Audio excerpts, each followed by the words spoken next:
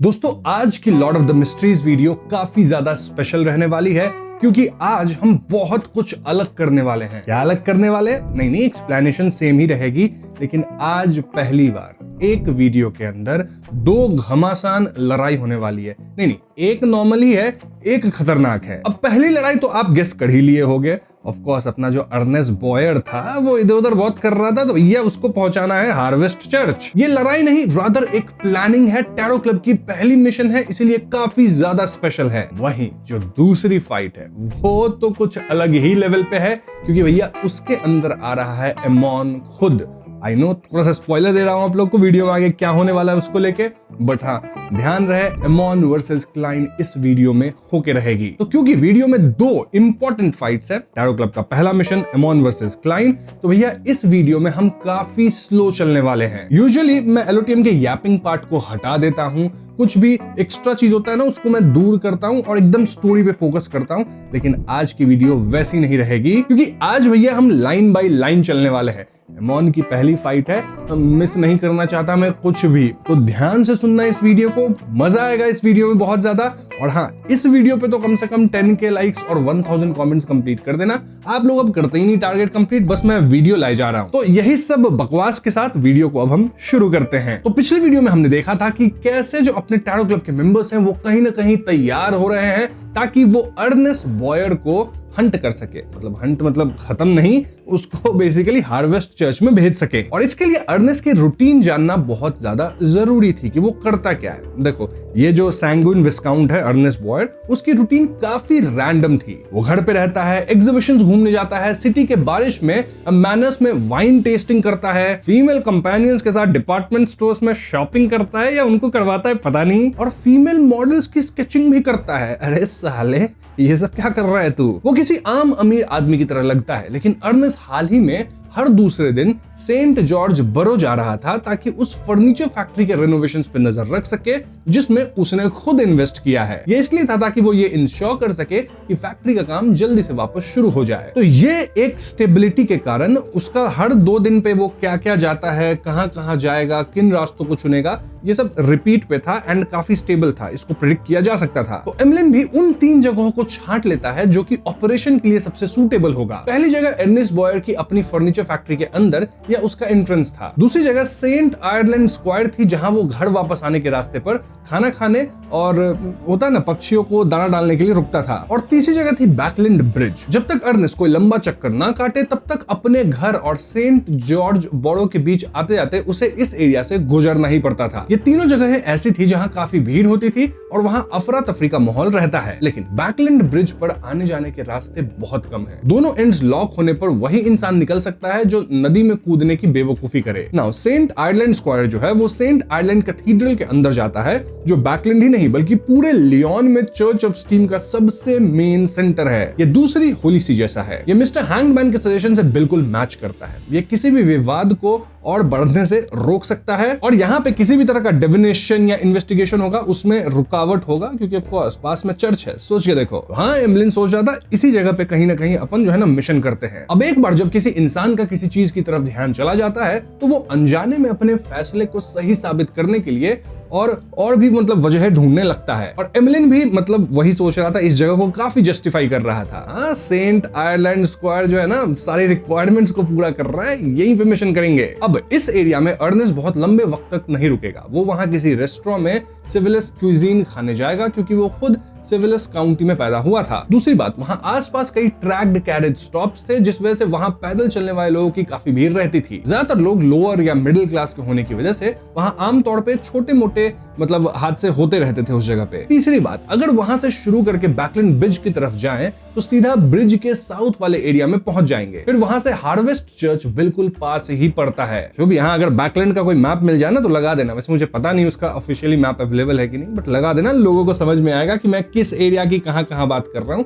नहीं भी समझ में आ रहा तो इमेजिन कर लो कि इस गली से उस गली, ठीक है। एनीवेज, आखिरी बात, दोपहर के वक्त सेंट आयरलैंड कैथीड्रल से स्टीम निकलेगी और उसके लेवर्स घूमेंगे और घड़ी की घंटी भी बजेगी। वैसे में सभी लोग उस तरफ तो देखेंगे ही, इतना कुछ होगा तो ध्यान खींचता ही है। तो देखा जाए तो ये जगह कुछ ज्यादा ही परफेक्ट है। लेकिन एक मिनट, जब भी कोई चीज बहुत ज्यादा परफेक्ट हो ना, तो ध्यान रहे कि आपके साथ रिवर्स गेम भी हो रहा होगा, कहीं अर्नेस्ट रिवर्स गेम तो नहीं खेल रहा। बट देन एमलिन सोचता है कि नहीं, saint Ireland squad was the venue जो कि सैंगुइन के अपर एक्लॉन्स है ना, वो डेजिग्नेट किए थे फॉर हिम। सो प्लान यहीं से एग्जीक्यूट होगा और रिक्वेस्ट करेंगे मिस्टर फूल से कि एक जो है ना टैरो क्लब की मिड वीक मीटिंग रखी जाए, जिसमें जो लोग इस प्लान में हिस्सा ले रहे हैं वो लोग बस रहेंगे, मिस्टर फूल तो ऑफ कोर्स नहीं रहेंगे, वर्ल्ड भी नहीं रहेगा।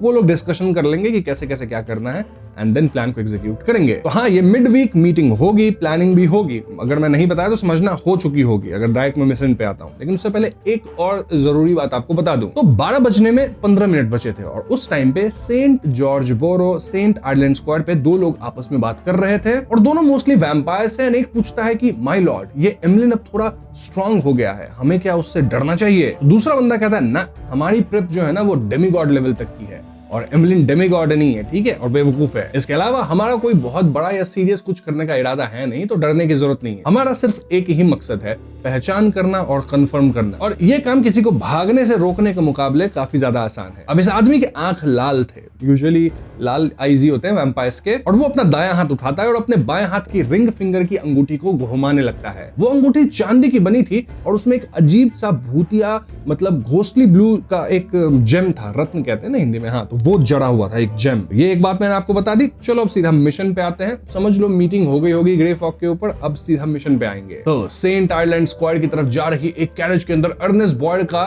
दायां हाथ उसके बाएं हाथ पर था। वो आमतौर पर अपनी रिंग फिंगर की उस अंगूठी को घुमा रहा था जिसमें एक वही घोस्टली ब्लू रंग का जेम जड़ा हुआ था। ध्यान देना इस बात पे। अर्नेस्ट खिड़की के बाहर देखता है और पाता है कि एक ट्रैकलेस कैरेज दूर से धीरे धीरे चलकर आ रही थी। तभी एक पेपर बॉय उसके पास से आता है, ठीक है, मतलब वो अपने स्लिंग बैग लगाया हुआ था और मतलब अपना गली में अखबार बेच रहा था। हाइट कम ही था, 160 सेंटीमीटर होगा। एंड ऑफ कोर्स ये पेपर बॉय बाईसाइकिल पे ही था, क्योंकि अब बाईसाइकिल काफी चल गई है, राइट, तो इस पे ही लोग काफी काम करते हैं ये वाला। अगेन इस पेपर बॉय को भी आप ध्यान रखना। अब अर्नेस्ट जो है वो बिल्कुल भी डर नहीं रहा है। उसको आइडिया है कि कुछ हो सकता है मेरे साथ। मैंने आपको बताया था कि उसको लग गया था कि मेरे पे लोग नजर रख रहे हैं। रादर अर्नेस्ट तो रेडी है कि भैया जो होगा देखा जाएगा। कैसे रेडी है? वेल, उसने अपने बाएं हाथ में ओथ ऑफ रोज पहना हुआ है। इसकी वजह से उसे दूर बैठे अर्ल मिस्ट्रल के साथ वो सब शेयर करने की इजाजत दी जाती है जो वो देखता है, सुनता है और सूंघता है। इससे ये पक्का हो जाता है कि उनका ऑब्जेक्टिव पूरा हो रहा है और कोई गड़बड़ नहीं होगी। अब उसकी एक पॉकेट है जिसके अंदर वो चांदी का पॉकेट वॉच रखा है, राइट। उसके अंदर वो एक मून पेपर फिगरीन भी रखा था। ये किसी भी एक जानलेवा हमले या ऐसे अटैक को जो उसके सोल बॉडी को टारगेट करे उसे अपने ऊपर ले सकता था। मतलब एक लाइफ लाइन समझ लो ऐसा। इससे ये इंश्योर होता था कि वो छोटे से समय में किसी सीरियस इंजरी या मौत का शिकार नहीं होगा। देन उसने अल्कोहल नेमेसिस नाम का एक डायमंड ब्रूच भी पहना हुआ था। ये उसे लगातार एनर्जी से भरे रखता था और साथ साथ उसके थॉट्स को क्लियर रखता था। ये body of heart and mind पे असर करने वाले स्पेल्स के खिलाफ उसकी रेजिस्टेंस को भी बढ़ाता था। अब उसके कमर पे मूनलाइट सैश नाम का एक बेल्ट था। ये सन और लाइटनिंग के डैमेज को काफी हद तक कम कर सकता था। तो भैया इतने सारे मिस्टिकल आइटम्स लेके बंदा बैठा है तो डर तो नहीं लगेगा, है कि नहीं? ये सारी मिस्टिकल आइटम्स अर्नेस्ट के मेहनत की कमाई थी या फिर अर्ल मिस्ट्रल द्वारा दी गई होंगी। इन्होंने अर्नेस्ट को एक ऐसा टारगेट बना दिया था जिसे जल्दी से खत्म या कंट्रोल करना मुश्किल था। अब सैंगुइन विस्काउंट है वो, तो उसका नाइटमेयर टाइप जो इन्फ्लुएंस होता है उसके खिलाफ उसकी नेचुरल रेजिस्टेंस तो होती है, ये हम जानते हैं। तो ओवरऑल देखा जाए तो अर्नेस्ट को फिर खत्म कैसे किया जाए? वो जितनी भी उसकी कमजोरी है सबको वो मिस्टिकल आइटम से रिप्लेस कर ही चुका है। लिटरली देखा जाए तो यहाँ पे अर्नेस्ट बॉयर एक डेमीगॉड के खिलाफ भी तब तक लड़ाई कर सकता था जब तक सामने वाला अपनी मिथिकल क्रीचर फॉर्म को रिवील ना कर दे। बट अगर आप इतनी सारी मिस्टिकल आइटम्स को कैरी करोगे तो उसके कुछ नेगेटिव इफेक्ट्स भी होंगे, है कि नहीं? हम देखते हैं अर्नेस्ट की फेस मसल जो थी ना वो कुछ कर रही थी जिसको वो संभाल लिया। ओथ ऑफ रोज की वजह से उसके विचार बीच बीच में अर्ल मिस्ट्रल के दिमाग में चले जाते थे और अगर वो बिना उतारे इसे लगातार एक हफ्ते तक पहना रहता तो वो जोड़ा जिनके पास मैचिंग रिंग्स थी वो किसी भी जेंडर या रेस की परवाह किए बिना आपस में प्यार में पड़ सकते थे। मतलब अर्ल मिस्ट्रल और अर्नेस्ट बॉयर, समझ जाओ। अब ज्यादा मैं नहीं करूंगा explicit content. Now moon paper figurine एक खर्च हो जाने वाली एक्सपेंडेबल आइटम थी, राइट? मतलब एक बार ही यूज होगा, एक बार आपकी जान बचाएगा। तो इस कारण से इसके जो साइड इफेक्ट्स थे वो ना के बराबर थे। बस इससे शर्म थोड़ा ठंडा पड़ जाता है, अगर आप बेशर्म हो जाओगे शॉर्ट में बोला जाए तो। नाउ आता है अल्कोहल नेमेसिस ब्रूच, और इसकी प्रॉब्लम ये थी कि ये किसी के लिवर और ब्रेन को लगातार नुकसान पहुंचाता था। अगर इसे बहुत लंबे वक्त तक पहना जाए तो इंसान अपने विचार और लॉजिकल रीजनिंग खो सकता था। इसीलिए इसे हर आधे घंटे पहनने के बाद 15 मिनट के लिए उतारना पड़ता था। तो मूनलाइट सैश पहनने के बाद सारी सेंसेस बहुत तेज हो जाती हैं, जिससे ऐसी चीजें देखना और सुनना आसान हो जाता है जो नहीं देखनी या नहीं सुननी चाहिए। और लॉर्ड ऑफ द मिस्ट्रीज का यही कोर कॉन्सेप्ट है जो नहीं देखना है मत देखो, जो नहीं सुनना है मत सुनो। भैया ये एक टेंशन वाली बात है। और हाँ, बीच बीच में आपको खुजली भी महसूस होगी, तो ये छोटी चीज है आई थिंक। अब अर्नेस्ट बॉयड को अंदाजा था कि आज उसके साथ कुछ होने वाला है, और अर्नेस्ट बॉयड तो बहुत कॉन्फिडेंट था। मन ही मन सोच रहा था कि होपफुली जो भी मेरे पे अटैक करने आ रहा है ना, वो डर के मेरे से ना भागे, आज मैं सिखा दूंगा। तो अब वो सेंट आइलैंड स्क्वायर के एक एरिया में पहुंच चुका है, एक कोने पे, और दूसरे कोने पे एमलिन वाइट, जो सड़कों पे मतलब बस्कर्स का नाटक देख रहा था, उसने अचानक ऊपर देखा जहां से एक पक्षी उड़ते हुए गुजरा। उसके बाद उसने अपना हैट ठीक करने के लिए हाथ ऊपर किया, अपना सर थोड़ा झुकाया, और वो तेजी से स्क्वायर के बीच में चल पड़ा। देन वो फाउंटेन के पास डायरेक्टली पहुंच जाता है, जो कि बीच में होता है। इसी दौरान एमलिन की मूवमेंट चलती रही और वो भीड़ में घुल मिल गया, लेकिन ये चीज अर्ल मिस्टर की ट्रैकिंग से बच नहीं पाई। वो सिल्वर हेयर वाला जो सैंग्विन अर्ल है ना भैया, उसके हाथ में भी वो रिंग है, राइट? हाँ, वो रिंग को घुमाता है और कहता है कि ध्यान रखो, मतलब कि ऑफ कोर्स वो अर्नेस्ट से कह रहा है। नाउ सेंट आइलैंड स्क्वायर के एंट्रेंस पे अर्नेस्ट बॉयड और ज्यादा एक्साइटेड हो गया। वो जान गया था कि आखिरकार ऑपरेशन शुरू होने वाला है। चलो भैया गुत्थम गुत्थी कर लेते हैं। नहीं, इस ऑपरेशन में गुत्थम गुत्थी नहीं होगा, सिर्फ ब्रेन का खेल है। अर्नेस्ट ये भी सोचता है कि Emeline finally saint island square को ही चुना। मैंने बताया था ना, रिवर्स प्लान हो सकता है, क्योंकि ये जगह कुछ ज्यादा ही परफेक्ट थी। तो भैया अर्नेस्ट भी पूरी प्लान से आया है। गेम इज ऑन मित्रों। और अर्नेस्ट यहाँ हर जगह देखने लगा। पेडिस्ट्रियंस थे, ट्रैकलेस पब्लिक कैरेजेस जा रही थी, और वो आम पेपर बॉय जो कि अखबार बेच रहा था। ये पेपर बॉय मेरे को ठीक नहीं लग रहा, ये लगता है कोई तो है। अब अर्नेस्ट को इस बात का भी अंदाजा था कि एमिलिन के पोटेंशियल पार्टनर्स भी हो सकते हैं, जो कि इसी आसपास में कहीं छिपे हैं। ये पेपर बॉय कहीं पार्टनर तो नहीं। अब अचानक वो जिस कैरेज पे था अर्नेस्ट, वो रुक जाती है, जिससे वो मतलब लगभग उठ ही गया, इतना जोर से रुकी थी कैरेज। ठीक है, उसके तुरंत बाद कैरेज को खींचने वाले घोड़े किसी नाइटमेयर में होने जैसे लग रहे थे, और उन्होंने अपने आगे के हूफ्स उठाए, मतलब ऐसे पैर, और बुरी तरह स्ट्रगल किया और कैरेज को जमीन पे ही पलट दिया। इस दौरान अर्नेस्ट बॉयड के पास कैरेज ड्राइवर की मदद करने के लिए काफी जगह, वक्त और ताकत थी, बट देन वहां पगलाए हुए घोड़े भी थे, उनको भी कंट्रोल करना है, राइट? बट अर्नेस्ट बॉयड ऐसा किया नहीं। बस जो हो रहा है होने दो, मैं अपने पे ध्यान दूंगा। मोरओवर उसने देखा कि एक ट्रांसपेरेंट वुल्फ स्पेक्टर खिड़की से बाहर से कूद कर आया है। उसने अपने शरीर के अंदर से एक रोज फेंका था, एक रोज। कैरेज के पलटने पे अर्नेस्ट बॉयड एकदम चौंक गया था, उसकी आंखें फटी रह गई। वो जल्दी से साइड में कूदकर कैरेज से बाहर आया और वॉइड से एक इल्यूजरी और इनकॉर्पोरियल ब्लैक चेन निकालकर लंबी हुई। उसने वुल्फ शेप्ड स्पेक्टर को लपेट लिया। हल्के से पुफ की आवाज के साथ वो वुल्फ शेप्ड स्पेक्टर बिना किसी स्ट्रगल के गायब हो गया। और जब अर्नेस्ट बॉयड ने अपने पैर जमीन पे टिकाए तो वो वहां बिना हिले डुले खड़ा रहा। उसकी आंखें धुंधली हो चुकी थी, उसे पहले ही एक गहरी नींद में खींचा जा चुका था। एक ट्रैकलेस पब्लिक कैरेज जो वहां से गुजरी, उसमें एक काले बालों और हरे आंखों वाला जवान एक पतली ट्रेंच कोट पहने हुए था। उसकी पीठ सड़क के बीच की तरफ थी और वो ग्रीन ब्रॉन्ज हार्ड कवर वाली एक नोटबुक पढ़ने में बिजी था। उसके आसपास दूसरे पैसेंजर्स या तो अखबार पढ़ रहे थे या बातें कर रहे थे। कुछ लोग खिड़की के बाहर बस यही देख रहे थे कि वो पगलाया हुआ घोड़ा कितना जल्दी ठीक हो गया। वूश की आवाज के साथ उस काले बाल और हरे आंखों वाले आदमी ने नोटबुक का पन्ना पलटा। ट्रैकलेस कैरेज आगे बढ़ गई और धीरे धीरे दूर होती गई। नाउ अगली सीन आती है सेंट आइलैंड स्क्वायर के नॉर्थ वेस्टर्न कॉर्नर के एक रेस्टोरेंट के थर्ड स्टोरी पे। यहाँ पे कौन है? वेल, देखो, जब वो रोज के साथ वुल्फ स्पेक्टर अर्नेस्ट बॉयड के सामने आया था, रोज के साथ वाला वुल्फ स्पेक्टर, तो सिल्वर हेयर्ड स्कारलेट आइड मिस्ट्रल ने अपनी नजरें अर्नेस्ट बॉयड से हटा दी। उसके पीछे से अंधेरा फैलने लगा जिसमें अनगिनत छोटे छोटे बैट्स उड़ रहे थे। यहाँ पे होता है ब्राइब। जैसे ही सैंग्विन अर्ल ने मन ही मन इस शब्द को बड़बड़ाया तो उसने टॉपल्ड कैरेज को देखा। वो घोड़े के हिनहिनाहट को सुना और हर तरफ की खुशबू को सूंघा। हालांकि वो अचानक हुए इस हादसे और हलचल की असल वजह तक नहीं पहुंच सका। इस पल उसका विजन अंधेरा हो गया, जैसे उसकी आंखों ने रोशनी लेना बंद कर दिया हो। उसके कानों से शोर भी थम गया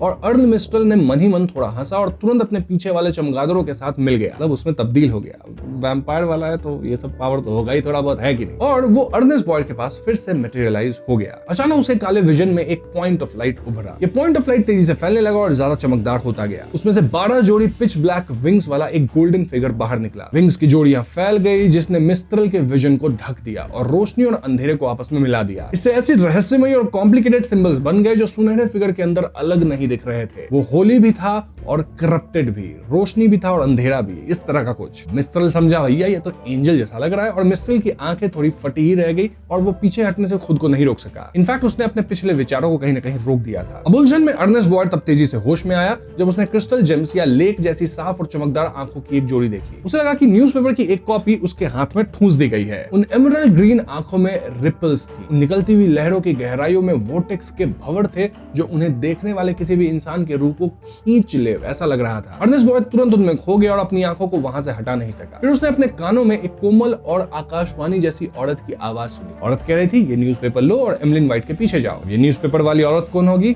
ऑफ कोर्स अपनी मिस ऑड्री। कर दी ना हिप्नोटाइज। ठीक है, बहुत हीरो बन रहा था तू, 50 मिस्टिकल आइटम लेके। हाँ, पेपर बॉय वही थी क्या? सोच के देखो, वही हो सकती है कि नहीं? बताऊंगा एनीवेज आगे क्या क्या हुआ, बट अभी सुनो हो क्या रहा है। अब जो भी ऑड्री बोली थी, ये आवाज कहीं ना कहीं घुस गई भैया अर्नेस्ट बॉयड के दिमाग में, लिटरली उसके दिल के गहराइयों में उतर गई। अर्नेस्ट बॉयड ने बेहोशी की हालत में सर हिलाया। उसे लगा कि इसके आगे भी कुछ था, पर वो उसे साफ नहीं सुन सका। अपने कंधे पे तिरछा स्लिंग बैग लटकाए हुए पेपर बॉय ने तेजी से मुड़कर बाइसाइकिल्स के बीच से चालाकी से रास्ता बनाया और आने जाने वाली भीड़ में घुल मिल गया। अब ये जो पेपर बॉय था, उसका चेहरा बड़ा प्यारा सा था, होगा ही प्यारा, है कि नहीं? और हम देखते हैं कि ये पेपर बॉय चलते चलते एक काली फिशनेट ग्लव उतारता है और उस ग्लव को अपने स्लिंग बैग में डाल दिया। ठीक है, तो फिशनेट ग्लव भी किसके पास है? ऑड्री के पास है, लगता है ऑड्री है। Anyways, coming to Ernest Boyd, कुछ ही सेकंड्स बाद अर्नेस्ट बॉयड अचानक अपनी जगह से पीछे कूद पड़ा, जैसे वो किसी चीज को से बचने की कोशिश कर रहा हो। मन ही मन वो सोच रहा था कि मेरे साथ बहुत बुरा हुआ है, मैं एक नाइटमेयर की एबिलिटी के प्रभाव में आ गया था। जैसे ही उसने अपने पैर जमीन पे टिकाए, उसकी आंखें फटी रह गई और उसने किसी भी आने वाले हमले के लिए तैयार होते हुए हाई अलर्ट की हालत में चारों तरफ देखा। हालांकि अर्नेस्ट बॉयड इस बात से परेशान था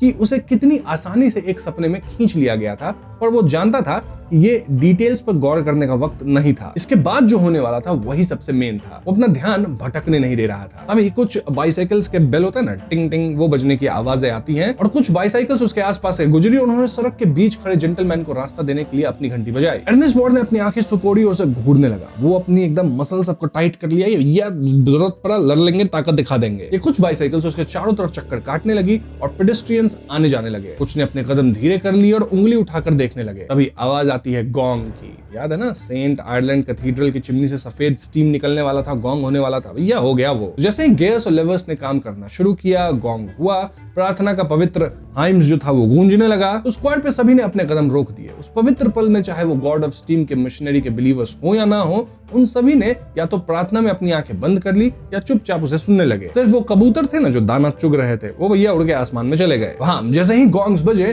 कोई नहीं हिला। यहाँ तक कि अर्ल मिस्ट्रल जो रेस्टोरेंट के एक प्राइवेट रूम के अंदर था, वो भी एक भारी एक्सप्रेशन के साथ वहीं बिना हिले डुले खड़ा रहा। उसका विजन पहले ही ठीक हो चुका था, पर उसने जो देखा वो सिर्फ ग्रेश ब्लू या लाइट ब्लू कपड़े पहने हुए मजदूर और वैसे ही बाइसाइकिल्स थी। इसके अलावा उसे कुछ नहीं मिला। इसके सिवा अर्नेस्ट बॉयड को जरा भी चोट नहीं आई थी। बेशक उसने सैंगविन विस्काउंट के हाथ में मौजूद न्यूज़पेपर को देखकर अंदाजा लगा लिया था कि पेपर बॉय में कुछ तो गड़बड़ी थी। हालांकि उसने पेपर बॉय का पीछा करने की कोशिश नहीं की। साफ तौर पे जिस ताकत ने एंजल के लेवल को बोरो किया था, वो किसी लो या मिड सीक्वेंस बियॉन्डर की नहीं थी। इसका मतलब यह भी था कि एमलिन व्हाइट के फैक्शन के आसपास कम से कम एक डेमीगॉड छुपे हुए थे। मिस्ट्रल का मानना था कि एक बार जब उसने एक्शन लिया तो उसे पक्का रोका जाता या फिर रिटेलिएशन का सामना करना पड़ता। ऐसी स्थिति में जहां उसे आसानी से डिटेक्ट किया जा रहा हो और उसे यह भी ना पता हो कि उसके दुश्मन कहां छिपे हैं, तो मिस्ट्रल के मुताबिक ये ठीक सिचुएशन नहीं है भैया, इसमें अपन नहीं कूदेंगे लड़ने। और अगर वो पेपर बॉय का पीछा करता तो मामला शायद और बढ़ जाता। पता चला कोई एक डेमीगॉड उतर आया, उससे लड़ाई हो जाए, तो नहीं भैया, पीछा नहीं करना। इसके अलावा सैंगविन के लिए ये सिर्फ एक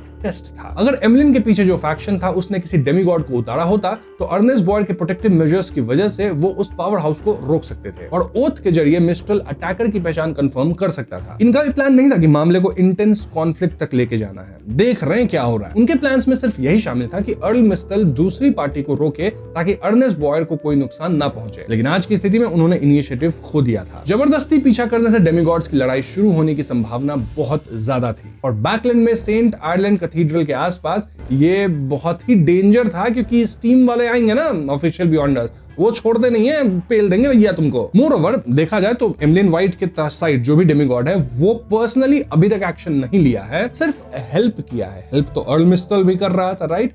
तो अर्ल मिस्ट्रल सोचता है कि नहीं, मुझे भी पर्सनली एक्शन लेने की जरूरत नहीं है, क्योंकि ये उसके डेकोरम के खिलाफ होगा। हाँ, वैम्पायर में थोड़ा डेकोरम वगैरह होता है और वो सैंगविन अर्ल है, रेपुटेशन भी है कि नहीं, तो वो भी खराब हो सकती है, तो वो एक्शन नहीं लिया। बट हाँ, वो ये जरूर देखना चाहता है कि आगे क्या होगा। एनीवेज, तो गॉन्ग्स बाहर बज रहे हैं। कितने बार बजेंगे? ऑफ कोर्स 12 बार बजेंगे। और उसके बाद एमलिन ने चलना शुरू किया। उसने फाउंटेन के आसपास चक्कर काटा और कबूतरों के बीच सेंट आयरलैंड स्क्वायर के दूसरे कोने पे पहुंच गया। उसने देखा कि अर्नेस्ट बॉयड, जिसका सर थोड़ा झुका हुआ था, वो एक कदम भी हिलने से डर रहा था। उसने टॉपल्ड कैरेज को देखा, उस घोड़े को जो अपनी पूंछ हिला रहा था। और कैरेज ड्राइवर को जो दर्द भरे चेहरे में था। एमलिन आगे बढ़ा, अपना वॉलेट निकाला और 100 पाउंड बाहर निकाले। उसने वो ड्राइवर को पकड़ाते हुए कहा, ये तुम्हारा कंपनसेशन। अब ड्राइवर भी लिया, लेकिन उसका चेहरा सुन्न और हैरानी से भरा हुआ था, क्योंकि रेंटल कैरेज उसका नहीं था, वो एक आम एम्प्लॉय था। घोड़े के डर जाने की वजह से कैरेज के खराब होने पर उसे एक पल के लिए दर्द और डर महसूस हुआ था। उसके बाद उसके दिमाग में बेचैनी और निराशा छा गई। सो कॉल्ड कॉन्ट्रैक्ट और पिछले सालों में देखे गए ऐसे ही हादसों के हिसाब से वो सब के लिए जिम्मेदार था, मतलब उसको ही भरना पड़ता सब कुछ। और वो कैरेज ड्राइवर है ना, उसकी फैमिली कंडीशन इनकम कितनी होगी, तो बहुत ज्यादा डर गया था कि भैया मैं तो बैंकरप्ट ही हो जाऊंगा कैरेज का भरते भरते नुकसान, लेकिन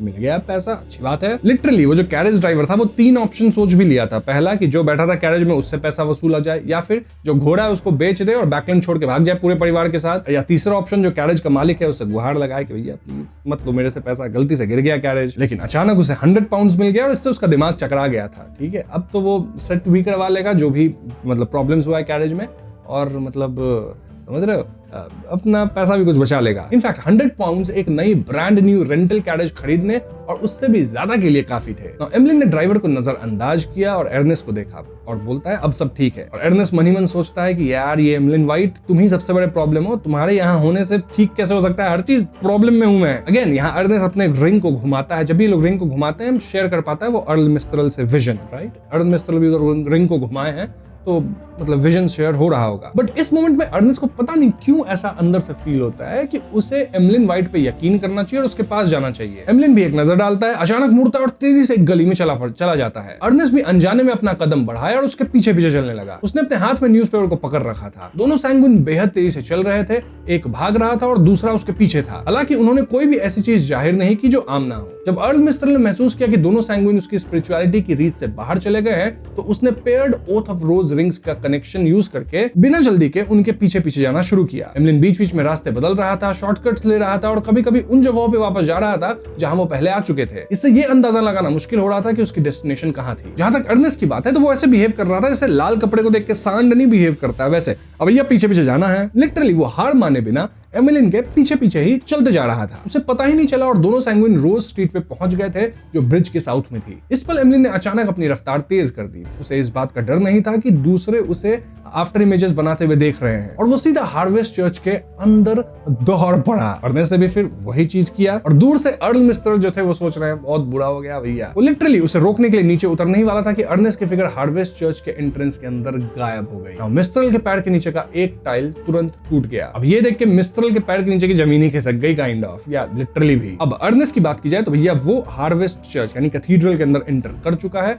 और अर्नेस्ट को अब इस बात का एहसास होता है। उसके सामने एक बहुत ही पहाड़ जैसा फिगर खड़ा था एंड वो कौन होगा? ऑफ कोर्स अपने फादर उत्तरावस्की। उसी समय पूरा कैथीड्रल किसी जेल की तरह भारी हो गया। ऐसा लग रहा था कि वो जमीन के साथ ही जुड़ गया हो। अर्नेस्ट का दिमाग तुरंत सुन पड़ गया और उसके दिमाग में एक दूसरी आवाज गूंजी। ऐसी आवाज कह रही थी कि पहले हिप्नोसिस से जागने के बाद अपने पास की सारी आइटम्स एमलिन व्हाइट को दे दो। इन आवाजों के बीच अर्नेस्ट जो अपना सैश पहना था वो उतारा, ब्रूच को फेंक दिया और बाकी जितनी भी आइटम्स थी वो एमलिन व्हाइट को दे दिया। भैया इतनी सारी मिस्टिकल आइटम लेके आया था, लूट आज अच्छा मिला है, ये मैं आपको बता दूं। इन आइटम्स में उसका सिल्वर पॉकेट वॉच जो कि नॉर्मल है और कैश भी कुछ मिला है कि नहीं। उसने हाथ में रखा हुआ न्यूज़पेपर जमीन पे फेंक दिया जिसके अंदर से एक पेपर कार्ड बाहर निकला। उस पेपर कार्ड पे जस्टिस की गॉडेस एक कुर्सी पे बैठी थी और हाथ में तलवार और स्केल लिए थी। बस ये एक टैरो कार्ड था, कौन सा? जस्टिस का। अब आप सोच रहे होंगे कि भैया ये सब हुआ कैसे, क्या प्लानिंग हो रहा था? टेंशन मत लो, सब कुछ एक्सप्लेन करूंगा कि कैसे हुआ था। फॉर नाउ इतना समझ लो कि अपने अर्नेस्ट भैया हैं वो पहुंच गए चर्च के अंदर। अब वहां इनका पनिशमेंट तय होगा क्योंकि चर्च से ये भाग नहीं सकते, उत्तरावस्की से आप भाग नहीं सकते। ओके, तो अर्नेस्ट को फाइनली होश आ चुका है और देखा जाए तो वो अब भी काफी कुछ याद कर नहीं पा रहा था कि आखिर उसके साथ हुआ ऐसा क्या कि वो हार्वेस्ट चर्च में पहुंच गया है। बस सामने फादर उत्तरावस्की हैं, उनके पास मेंटल टेरर कैंडल है। तो भैया समझ गया अर्नेस्ट भी कि रेजिस्टेंस दिखाने का कोई मतलब नहीं है, इनसे मैं जीत नहीं पाऊंगा। तो अर्नेस्ट खुद ही बोल दिया कि सर माफी, मैं चर्च आके जो है ना खुद 1 मंथ तक अब वॉलंटियर वर्क करूंगा। तो हाँ, जो एमलिन चाहता था सजा देना अर्नेस्ट को वो काइंड ऑफ हो गया है क्योंकि अब वो 1 मंथ तक हार्वेस्ट चर्च में वॉलंटियर वर्क करेगा, साइकोलॉजिकल क्यू पड़ेगा उसके ऊपर।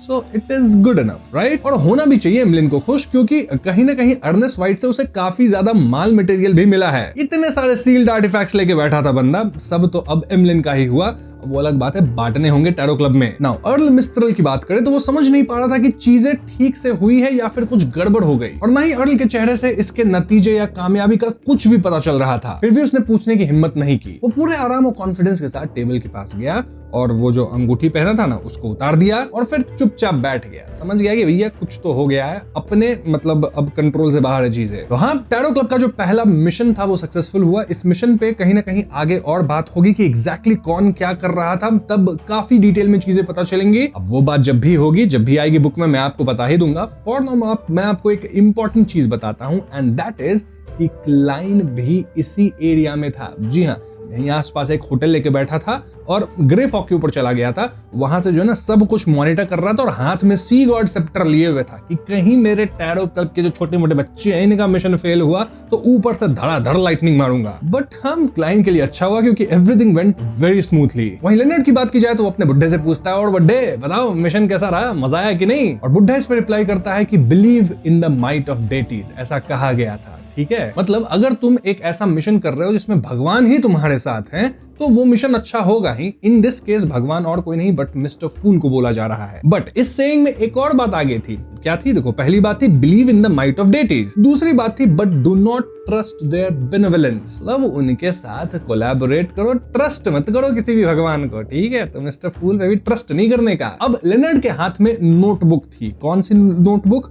जो फॉर सबको लेंड करती रहती है, लेमानोस travel, and he was very मतलब सरप्राइज्ड कि कितना पावरफुल ये नोटबुक है। कहता भी है लेनर्ड कि ये तो ग्रेड 1 लेवल का सील्ड आर्टिफैक्ट है ऑलमोस्ट। इस पे बुड्ढा वाज लाइक, मुझे पता है इस नोटबुक के बारे में, ये अब्राहम फैमिली का है। इस पे Leonard was like, old man, बुड्ढे, क्या आपके पास कोई ऐसा तरीका है जिससे मैं उस मिस्टिकल आइटम के नेगेटिव इफेक्ट्स को कम या कंट्रोल कर सकूं, जिसका जिक्र मैंने पहले किया था? याद है ना, लेनर्ड कुछ खरीदना चाहता है क्लाइंट से। ग्रे फॉग मीटिंग के अंदर बात हुई थी, उसी मिस्टिकल आइटम की बात हो रही है, उसकी नेगेटिव इफेक्ट्स कुछ तो थी। एंड इस पे बुड्ढा वाज लाइक, तुम उसे मिस्टिकल आइटम कहते हो? वो तो ऐसी चीज है जिसे सील करने की जरूरत है। क्योंकि बुड्ढे को पता था, लेनर्ड बताया था उसको कि वो एक ऐसी चीज है ना जिसमें काइंड ऑफ एक लिविंग कैरेक्टरिस्टिक है। हाँ, उसको सील करना होगा। अगर पता चलेगा कुछ मेथड तो बताएगा बुड्ढा। फॉर नाउ तो मतलब डांट ही दिया काइंड ऑफ लेनर्ड को। उधर ऑड्रे भी वापस अपने रूप में आ चुकी है और वो सीधा पहुंच जाती है बर्जरी फाउंडेशन। अब ऑड्रे को आइडियली पहले से ही वहां होना चाहिए था, वहां स्टाफ लोग काम कर रहे हैं, राइट? तो ऑड्रे को कवर कौन कर रहा था वहां पे? सूजी। जी हाँ, सूजी ऑर्डरी बन के वहां बैठी है। ऑफ कोर्स बन के नहीं बैठी है, वो शेप शिफ्ट नहीं कर सकती बट इल्यूजन तो क्रिएट कर सकती है। जो भी अंदर आ रहा है फाइल्स वगैरह लेके डोनेशन वोनेशन का, ठीक है, उसको कुत्ते की जगह ऑर्डरी दिख रही है। यही तो स्पेक्टेटर का जादू है मित्रों। कभी वो तुम्हें दिखेगा नहीं, कभी कुछ और दिखेगा। समझ रहे हो बात? फेसलेस से कम नहीं है काइंड ऑफ। एनीवेज ऑर्डरी वापस आ गई है और उसको देख के सूजी भी खुश हो जाती है कि बाप रे, बहुत देर नाटक करना पड़ा मुझे, बहुत खतरनाक था ये मेरे लिए। तो ऑड्रे अपने सीट पे बैठ जाती है and she is feeling very proud कि भैया पहली बार मैं किसी एक मिशन में गई थी एंड काफी सक्सेसफुल रहा। क्लाइंट भी खुश है टैरो क्लब के परफॉर्मेंस से, बढ़िया है। अब क्लब जो है ना मिल के आपस में रियल वर्ल्ड में मिशंस कर रहे हैं, इससे अच्छी और क्या बात हो सकती है।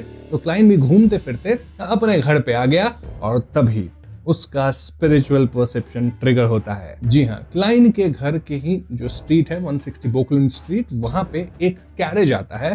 कैरेज के शीशे पे एक चूहा आराम कर रहा है ऐसे करके, ठीक है, और क्लाइन के घर को देख रहा है। अब इस चूहे को देख के क्लाइन की फट गई क्योंकि ये ग्रे रैट था, वही ग्रे रैट जो कि मतलब हेजल के टीचर पहनी मतलब बन के रहती थी, और उसको तो कौन पकड़ लिया था आपको याद ही होगा। तो कहीं ये वही तो नहीं? तो भैया क्लाइन भी जल्दी से बाथरूम में भागा, सीधा ग्रे फॉग के ऊपर गया। इनूनी का जो लाइट था, मतलब इनूनी से प्रे करवा दिया, उसका लाइट दिख रहा था, उसके थ्रू एरिया को मॉनिटर करना शुरू करता है क्लाइन। और जब वो ग्रे फॉग के ऊपर से इस चीज को देख रहा है ग्राफ्टिंग वगैरह से, तो उसको ग्रे रैट नहीं दिख रहा था, रादर एक आदमी दिख रहा था, एकदम टॉप हैट सूट सब पहना हुआ है। और ये आदमी और कोई नहीं था बल्कि था एमोन। जी हाँ दोस्तों, एमोन ने साफ साफ अपने ओरिजिनल रूप में अपीयरेंस दिया था, पर रैट डेमिगॉड की डेस्टिनी चुराने के बाद वो सभी की आंखों में एक ग्रे रैट के रूप में सामने आया, बिना किसी को शक दिलाए हुए। वो और उसके भाई यानी एंजल ऑफ इमेजिनेशन एडम के पास कुछ ऐसी पावर्स थी जो एक जैसी थी। ये दूसरों के दिमाग में डर पैदा करता था जितना ज्यादा कोई इसके बारे में सोचे, पर ये अंदर से बिल्कुल अलग था। अगर ग्रे फॉग ना होता और इस जगह पे क्लाइन का डीपर कंट्रोल ना होता तो क्लाइन खुद भी इस चीज को डिटेक्ट नहीं कर पाता। तो एमोन का एक अवतार तो यहाँ है, लेकिन कितने अवतार होंगे ये नहीं पता। तो क्लाइन अपना विजन एक्सपैंड करता है कि ये और भी है तो सबको ढूंढ लूं। डेस्टिनी के ग्राफ्टिंग के मुकाबले पैरासाइटिज्म के साइंस काफी क्लियर थे। हालांकि क्लाइंट ने इस बार कुछ भी नोटिस नहीं किया, चाहे वो कैरेज के दूसरे पैसेंजर्स हो, कैरेज को खींचने वाला घोड़ा हो या आसपास के पेड़ और हवा, मतलब ऐसा कोई पैरासाइटाइजिंग का साइन तो नहीं दिख रहा था, बस एक वही चूहा था। अब ये थोड़ा अलग है, नहीं मतलब लेनर्ड के ग्रैंडपा ने क्या कहा था कि एमोन के आने का मतलब ये नहीं होना चाहिए कि उसके साथ और भी कई एमोन होंगे, तो इतने सारे एमोन क्यों नहीं आए? एक पॉसिबिलिटी ये है कि एमोन अच्छे से जानता था कि चर्च ऑफ एवनाइट का एक बिजारो सॉर्सरर उसको देख चुका है, मतलब क्लाइन को वो चर्च ऑफ एवनाइट का ही समझ रहा होगा आई गेस। इसीलिए वो काइंड ऑफ एमोन समझ गया होगा कि बोकलुन स्ट्रीट पे भी सर्वेलेंस हो सकती है, इसीलिए वो सिचुएशन को इन्वेस्टिगेट करने के लिए सिर्फ एक सिंगल अवतार भेजा है। बट जो भी हो, एमोन आ तो चुका है, भले ही एक अवतार आया है, एंड क्लाइन वाज अनश्योर कि भैया इसको कैसे हैंडल किया जाए। बेशक उसे पहले ज़ोरास्ट्र की वो बात याद आई जिसमें उन्होंने मेंशन किया था कि जब तक एक अवतार सॉल्व हो जाए वो बोकलुन स्ट्रीट के मतलब सारे एमोन्स को खत्म कर सकता है। और अब बोकलुन स्ट्रीट में सिर्फ एक ही एमोन था, मतलब एक्शन लेने का एकदम परफेक्ट टाइम है ये। अब इससे पहले क्लाइन एक्शन ले, सबसे पहले वो इंफॉर्मेशन पास कर दिया लेनर्ड मिचेल तक, गिरमिन स्पैरो के रूप में, ग्रे फॉग के ऊपर है ही, मिस्टर फूल के थ्रू पास करवा दिया कि भैया लेनर्ड मिचेल आ गया है, मतलब एमोन, ठीक है, और एक ही अवतार आया है, ठीक है, 39 बोकलुन स्ट्रीट के आसपास है या 160 पता नहीं, मतलब बोकलुन स्ट्रीट पे, ये समझ जाओ यही आसपास है। एनीवेज, उसके बाद क्लाइन देखता है कि हेजल एक लाइट कलर ड्रेस में उतरकर अपने फॉयर में एंटर कर रही है। एमोन जो एक मोनोकल और ब्लैक ट्रेंच कोट पहने हुए था, वो पूरे कंपोजर के साथ उसके पीछे पीछे चल रहा था। बिना किसी कंसीलमेंट के होने के बावजूद सर्वेंट्स ने उसे बिल्कुल भी नोटिस नहीं किया। ऐसा लग रहा था जैसे मिस हेजल के पीछे सिर्फ हवा हो या फिर कोई बहुत ही छोटा सा क्रीचर हो जो दिख नहीं रहा किसी को। कभी कभी फीमेल सर्वेंट जमीन को देखती और डर से कूद पड़ती। ठीक वैसे ही जब वो चिल्लाने वाली होती तो अपना मुंह खुलने के बाद वो भूल जाती कि वो क्या करने वाली थी। ये एमोन खतरनाक है भाई, भुला देता है आपको कुछ आप करने वाले हो। तो हाँ, एमोन फॉयर से गुजरा और सीढ़ियों पे चढ़ गया। क्रिस्टल मोनोकल को पिंच करते हुए एमोन ने अपने हाथ पॉकेट्स में डाल लिए। रिंग्ड ट्रांसपेरेंट वॉर्म्स उसके शरीर से स्विम करते हुए बाहर आने लगे और हर दिशा में क्रॉल करने के बाद गायब हो गए। अब ये देख के क्लाइन को जो है ना एकदम झटका सा लगा, ठीक है, जैसे नहीं रोंगटे खड़े हो जाते हैं वैसा कुछ। उसे एमोन के पैरासाइटाइजिंग पावर के बारे में पैलेओ ज़ोरास्ट्र के डिस्क्रिप्शन याद आ गए। मतलब एमोन जहां जाता है ना, एक प्लेग जैसा इन्फेक्शन फैला देता है, सारे एमोन बन जाएंगे। और इतने वर्म्स निकाला है बॉडी से, मतलब कर ही रहा होगा पैरासिटाइज बाकियों को, पता नहीं, देखते हैं आगे क्या होता है। वैसे हेजल की बात की जाए तो हाल ही में वो काफी एक्सीलेंट मूड में थी। इसकी वजह ये थी कि उसकी टीचर सच में पागल नहीं हुई थी। पहले जो कुछ भी हुआ था वो सिर्फ एक टेस्ट था और उसने उसे फ्लाइंग कलर्स के साथ पास कर लिया था। एटलीस्ट हेजल को ऐसा लग रहा है। अब हेजल को कौन बताए कि आपकी टीचर बाय बाय, ये एमोन है। हेजल तो खुश है कि भैया मुझे सुपरनैचुरल वर्ल्ड के बारे में ढेर सारी नॉलेज मिल रही है। उसने पोशंस के एसेंस को सीखा और एक्टिंग मेथड को ग्रास्प किया। उसे क्रिप्टोलॉजिस्ट में एडवांस होने का मौका भी मिल गया। वो इस वक्त एक सीक्वेंस 7 बियॉन्ड बन चुकी थी। एमोन कुछ फायदे भी दिला रहा है कि क्या पता नहीं, टीचर ही सिखाई थी ये सब। जो भी हो, वो तो खुश है हेजल, लेकिन हम खुश नहीं, हम बहुत डरे हुए हैं। हेजल तो अब ये सोच रही है कि पता नहीं मैं कब डेमीगॉड बनूंगी, बहुत पावरफुल होंगी। उनके साथ अगर आप रहेंगे तो आप कुछ नहीं बनेंगे, इधर ही निपट जाएंगे। एनीवेज, तो हेजल ने हैंगिंग वॉल क्लॉक पे एक नजर डाली और अपने संकन टमी को रब किया। उसने अपनी मदर को आज ही की जो हाई टी सेशन थी ना, उसको जल्दी करने के लिए ऐसा कहने का फैसला लेती है। आखिरकार वहां कोई भी गेस्ट थे नहीं। वहां दोपहर में उसने खाना खाने के बहाने जाकर अपनी टीचर को वापस लाने का एक्सक्यूज यूज किया। वो एक्टिंग करने का मौका भी लेती और कुछ खाई भी नहीं थी। ये सोचते हुए उसने अपनी टीचर पे नजर डाली जो सोफा पे एक लेदर कुशन पे फैली हुई थी। उस ग्रे रैट ने अपने सामने वाले पॉ को उठाकर अपनी राइट आई पे प्रेस किया। ये लेफ्ट है मेरा, तुमको राइट दिख रहा होगा शायद, ऐसे ऐसे, ठीक है। मोनोकल हेजल भी पूछती है कि टीचर आपको किसी खाने पीने की जरूरत है? एंड एमोन, मतलब ये रैट भी जवाब देता है कोई जरूरत नहीं है अभी तो। उसके बाद हेजल मुड़ के आगे जाती है, अपने बेडरूम का दरवाजा खोल देती है। उसके लेडीज मेड कॉरिडोर के अलोंग खड़ी थी, लीजरली बालकनी की तरफ देख रही थी जैसे वो आफ्टरनून स्काई को एडमायर कर रही है। हेजल उनसे कहती है कि इस जगह को गार्ड करो, यहाँ किसी को अंदर आने मत देना। उसकी जो लेडीज मेडी थी वो हेजल को देख के मुस्कुराती है थोड़ा सा और कहती है ओके मिस। थोड़ा सा अजीब नहीं लग रहा कि हेजल के यहाँ की जो मेड्स है वो भी कहीं, समझ रहे हो बात। इसके बाद हेजल अपनी माँ यानी कि मैम रियाना से मिलने जाती है, उनसे कुछ बात करती है और मैम रियाना भी एक मतलब नेकलेस वगैरह कुछ तो था, नॉट इंपॉर्टेंट, उसको देख के कहती है मुझे अब ये पसंद है, but the way she is speaking is a little different. तभी हेजल के जो पापा थे, मेंबर ऑफ पार्लियामेंट मैट जो है, वो भी घर जल्दी आ चुके हैं। एंड हेजल पूछती है कि डैड आप कुछ मिलिट्री वेटरन्स मेस में जाने वाले थे, इतनी जल्दी घर कैसे आ गए? एंड उसके पापा कहते हैं वहां आज कोई नहीं था। मतलब बहुत अजीब चीजें हो रही हैं, ठीक है, मतलब समझ जाओ क्या हो रहा है। मैट भी अपना राइट हैंड उठाता है और अपनी आंखों को दोनों साइड्स को ऐसे ऐसे पिंच करता है, ऐसे मोनोकल पिंच कर रहा हो। यहाँ सब एमोन बन रहा है क्या? मैं परेशान हो रहा हूँ भाई सही में। अब हेजल कहती है मम्मी भी यही है, पापा भी यही है, तो चलो हाई टी ही कर लिया जाए, बहुत टाइम से हम लोग किए नहीं हैं। और इस बात पे मैम रियाना और जो मैट है, दोनों पति पत्नी एकदम हंसते हैं, फेंट सी स्माइल देते हैं। which is very weird. Anyways, अब बात करते हैं लेनर्ड मिचेल की, जो कि है 7 पिंस्टर स्ट्रीट पे, ठीक है, जो अभी सेंट आयरलैंड स्क्वायर से वापस लौटा ही था, मतलब कॉफी वॉफी रखा ही है टेबल पे, सोफा पे टिका ही था और सोच रहा है कि अब आराम करेंगे, ठीक है। एमिलिन वाइट के साथ जो मिशन किया है मैंने बहुत अच्छा हुआ है, स्पॉइल्स ऑफ वॉर को बांटा जाएगा। अभी कौन बताए लेनर्ड को कि आने वाला है कुछ बहुत गंदा सा मैसेज तुम्हारे पास, अभी तक आया नहीं है, ठीक है। तो लेनर्ड जो है वो ओल्ड मैन से कहता है कि क्या आपने ये नहीं कहा था कि सैंगुइन विस्काउंट के पास बहुत सारी मिस्टिकल आइटम्स थी, क्या आप मुझे बता सकते हैं कि वो क्या है? इस पे पहले ज़ोरास्ट कहता है कि हाँ है उसके पास आइटम्स, लेकिन कुछ खास मेरे औकात के हिसाब की नहीं है, उस सब पे मैं ध्यान नहीं देता ज्यादा। लेकिन लेनर्ड तो अभी और पूछने वाला ही है ओल्ड मैन से। लेनर्ड अभी और सवाल करने ही वाला था कि हो गया कांड, मैसेज आ गया क्लाइंट का। मैसेज वही कि एमोन जो है वो बोकलुंड स्ट्रीट पे आ चुका है, 39 या 160 पता नहीं, बोकलुंड स्ट्रीट पे आ चुका है और एक ही अवतार आया है। तो लेनर्ड जो कि कॉफी पीने वाला था, रिलैक्स होने वाला था, भैया फट गई उसकी, ठीक है, तुरंत उठाओ और बुड्ढे को बताया, बुड्ढा हो गया कांड, हो गया बुड्ढे, जल्दी कुछ करना होगा। लेनर्ड बुड्ढे से ये भी पूछ दिया कि हमें ऑपरेशन करना था ना एमोन के खिलाफ, अभी शुरू किया जाए क्या, क्योंकि आ तो गया है उसका एक अवतार। बुड्ढा भी थोड़ा देर चुप हो जाता है पहले ज़ोरास्ट, फिर सोच के कहता है कि अगर वहां सिर्फ एक ही एमोन है तो इसका मतलब ये है कि उसके कुछ और मोटिव्स हैं, पर इनमें से किसी की कोई परवाह नहीं है। फोर्थ इपॉक में एक कहावत है, स्पिल्ड मिल्क पर रोने का कोई फायदा नहीं है। तो हाँ, जब ये शुरू हो चुका है तो हम पीछे नहीं हट सकते भैया, अब करना ही होगा हम लोग जो भी प्लान किए थे, क्योंकि अगर हमने इसमें और देरी की तो एमोन पूरी स्ट्रीट को इन्फ्लुएंस करने की कोशिश करेगा, और जब ऐसा होगा तो वो पक्का ड्वेन डांटिस की एब्नॉर्मैलिटी को डिटेक्ट कर लेगा, और अगर उसे पता चल गया ड्वेन डांटिस के बारे में कि कहीं ना कहीं वो मतलब एसोसिएटेड है मिस्टर फूल से या समथिंग, तो एमोन फिर दिक्कत कर देगा। अब यहाँ मैं आप लोगों को एक बात बता देता हूँ, क्लाइन का ग्रे फॉग है, जो लोग भी नहीं जानते, आप लोग नहीं सोचते हो कि ये कुछ अजीब सी जगह है पावरफुल, तो इसके बारे में आपको आगे पता चलेगा, अभी मैं नहीं बता सकता, बहुत बड़ा स्पॉइलर है वो। बस मैं आपको इतना बता सकता हूँ कि अगर एमोन को पता चल गया कि क्लाइन के पास ग्रे फॉग का एक्सेस है तो एमोन अपनी जान लगा देगा उससे वो छीनने के लिए। तो this is a very dangerous situation, ठीक है। तो अब अपन वापस से क्लाइंट पे आते हैं, जो कि ग्रे फॉग से निकल के रियल वर्ल्ड में वापस आ चुका है, और वो कॉरस्पॉन्डिंग प्रिपरेशंस भी कर चुका है कि अगर फाइट हो भी गई तो क्या क्या मेरे पास चाहिए क्या नहीं चाहिए। मतलब लेफ्ट हैंड पे क्रीपिंग हंगर था, राइट हैंड में ऑब्सीडियन से कार्व्ड एक एम्बलम था। फिर क्लाइंट ने इनूनी से फिंगर स्नैप करवाई और गेडमैन स्पैरो के अपीयरेंस के साथ 39 बोकलुंड स्ट्रीट यानी मेंबर ऑफ पार्लियामेंट मैट के घर में एंटर करने के लिए फ्लेमिंग जंप का यूज किया। स्पिरिट बॉडी थ्रेड्स का कंट्रोल तुरंत क्लाइंट को ट्रांसफर हो गया, पर ये बिना किसी रिएक्शन के वास्ट ओशन में सिंक होने जैसा लग रहा था। क्यों? क्योंकि क्लाइन ने अपने मैरियनेट का कंट्रोल खो दिया था। मजाक नहीं कर रहा, क्लाइन सोचा फ्लेम जंप करके उधर जाएंगे, लेकिन मैरियनेट का कंट्रोल ही नहीं है उसके पास, इन्होंने का कंट्रोल खो चुका है क्लाइन।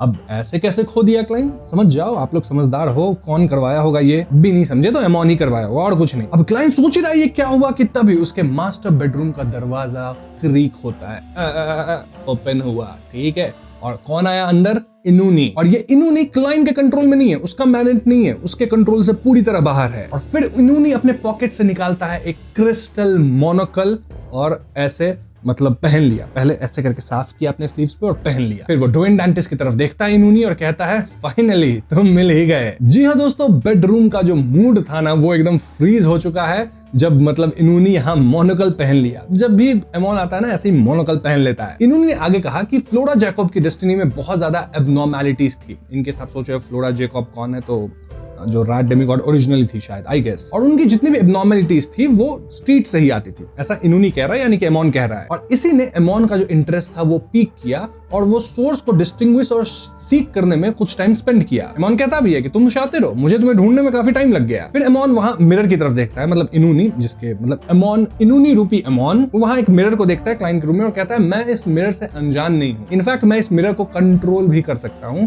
पर मैंने कभी नहीं देखा कि ये किसी एक पर्सन के लिए खुद को इतना इनग्रेशिएट करे। यहाँ किस मिरर की बात हो रही है? अरोडेस की, यानी कि एमोन को अरोडेस के बारे में भी पता है। अरोडेस को शायद वो टॉर्चर भी कर चुका है थोड़ा सा, अरोडेस से सवाल जवाब भी कर चुका है, उसको कंट्रोल भी कर सकता है। एंड एमोन इज लाइक कि मतलब ये मिरर जो है ना बहुत धोखेबाज टाइप का चीज है, सबका बक देता है कुछ भी, लेकिन तुम्हारे लिए बहुत लॉयल था, ऐसा मैंने कभी नहीं देखा था। और ये मैटर भी एमोन के लिए बहुत इंटरेस्टिंग है कि वो एक सिंपल से क्लाइंट मोरिटी जैसे इंसान के लिए इतना लॉयल क्यों है। एमोन कहता भी है कि तुम बहुत इंटरेस्टिंग आदमी हो, तुम्हारी डेस्टिनी को मैं चुराऊंगा, ठीक है, और देखना चाहता हूं कि आखिर है तुम्हारे पास ऐसा क्या।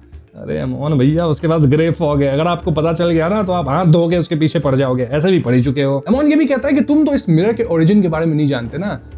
ये बिल्कुल भी सिंपल नहीं है, मुझे पता है। एमोन ये सब बकवास कर रहा है, क्लाइन भी वहां खड़ा है और अपनी बात खत्म करने से ठीक पहले एमोन रुकता है। उसके सामने खड़ा ड्वेन डैंटिस एक गंदे ग्रे रैट में बदल चुका था। रैट ने अपना दायां पंजा उठाया और अपनी आंख पर दबाव डाला। उसी समय 160 बोकलिन स्ट्रीट के गार्डन में गडमैन स्पैरो रोजेस के एक झुंड के बीच में सामने आया। बेसिकली रैट को मैरिनेट बनाया होगा, उससे स्वैप किया होगा पोजीशन इधर उधर, समझ रहे हो, ऐसा कुछ किया क्लाइन। और इतनी फास्ट कर रहा है कि एमोन भी तुरंत पैरासाइटाइज कर रहा है, मतलब एक भाग रहा है, एक पैरासाइटाइज कर रहा है। Situation is very grim. तो जब एमोन कोई ऐसी बात कह रहा था जो बहुत एल्यूरिंग थी, तो उसने चुपके से वर्म ऑफ टाइम का एक हिस्सा अलग कर दिया था ताकि क्लाइन के शरीर में घुसकर उसे पैरासाइटाइज कर सके। लेकिन क्लाइन शुरू से ही हाई अलर्ट पे था। उसने स्पिरिट बॉडी थ्रेड्स में हुए बदलाव के जरिए इस कोशिश को पहचान लिया था और क्रिटिकल मोमेंट पे जल्दी से मैरिनेट बनाकर अपनी जगह बदल ली थी, जैसा मैंने आपको बताया। एनीवेज, एमोन तो एमोन है, कहीं भी पैरासाइटाइज कर सकता है। वो क्लाइन के सामने आया, उसके पीछे थर्ड स्टोरी से 12 रिंग्ड ट्रांसपेरेंट वर्म गिरा और उसके शरीर में वापस चला गया। और उसी पल गार्डन की मिट्टी के अर्थ वर्म्स, पेड़ों के कीड़े और अंधेरे के रैट्स बाहर निकल आए।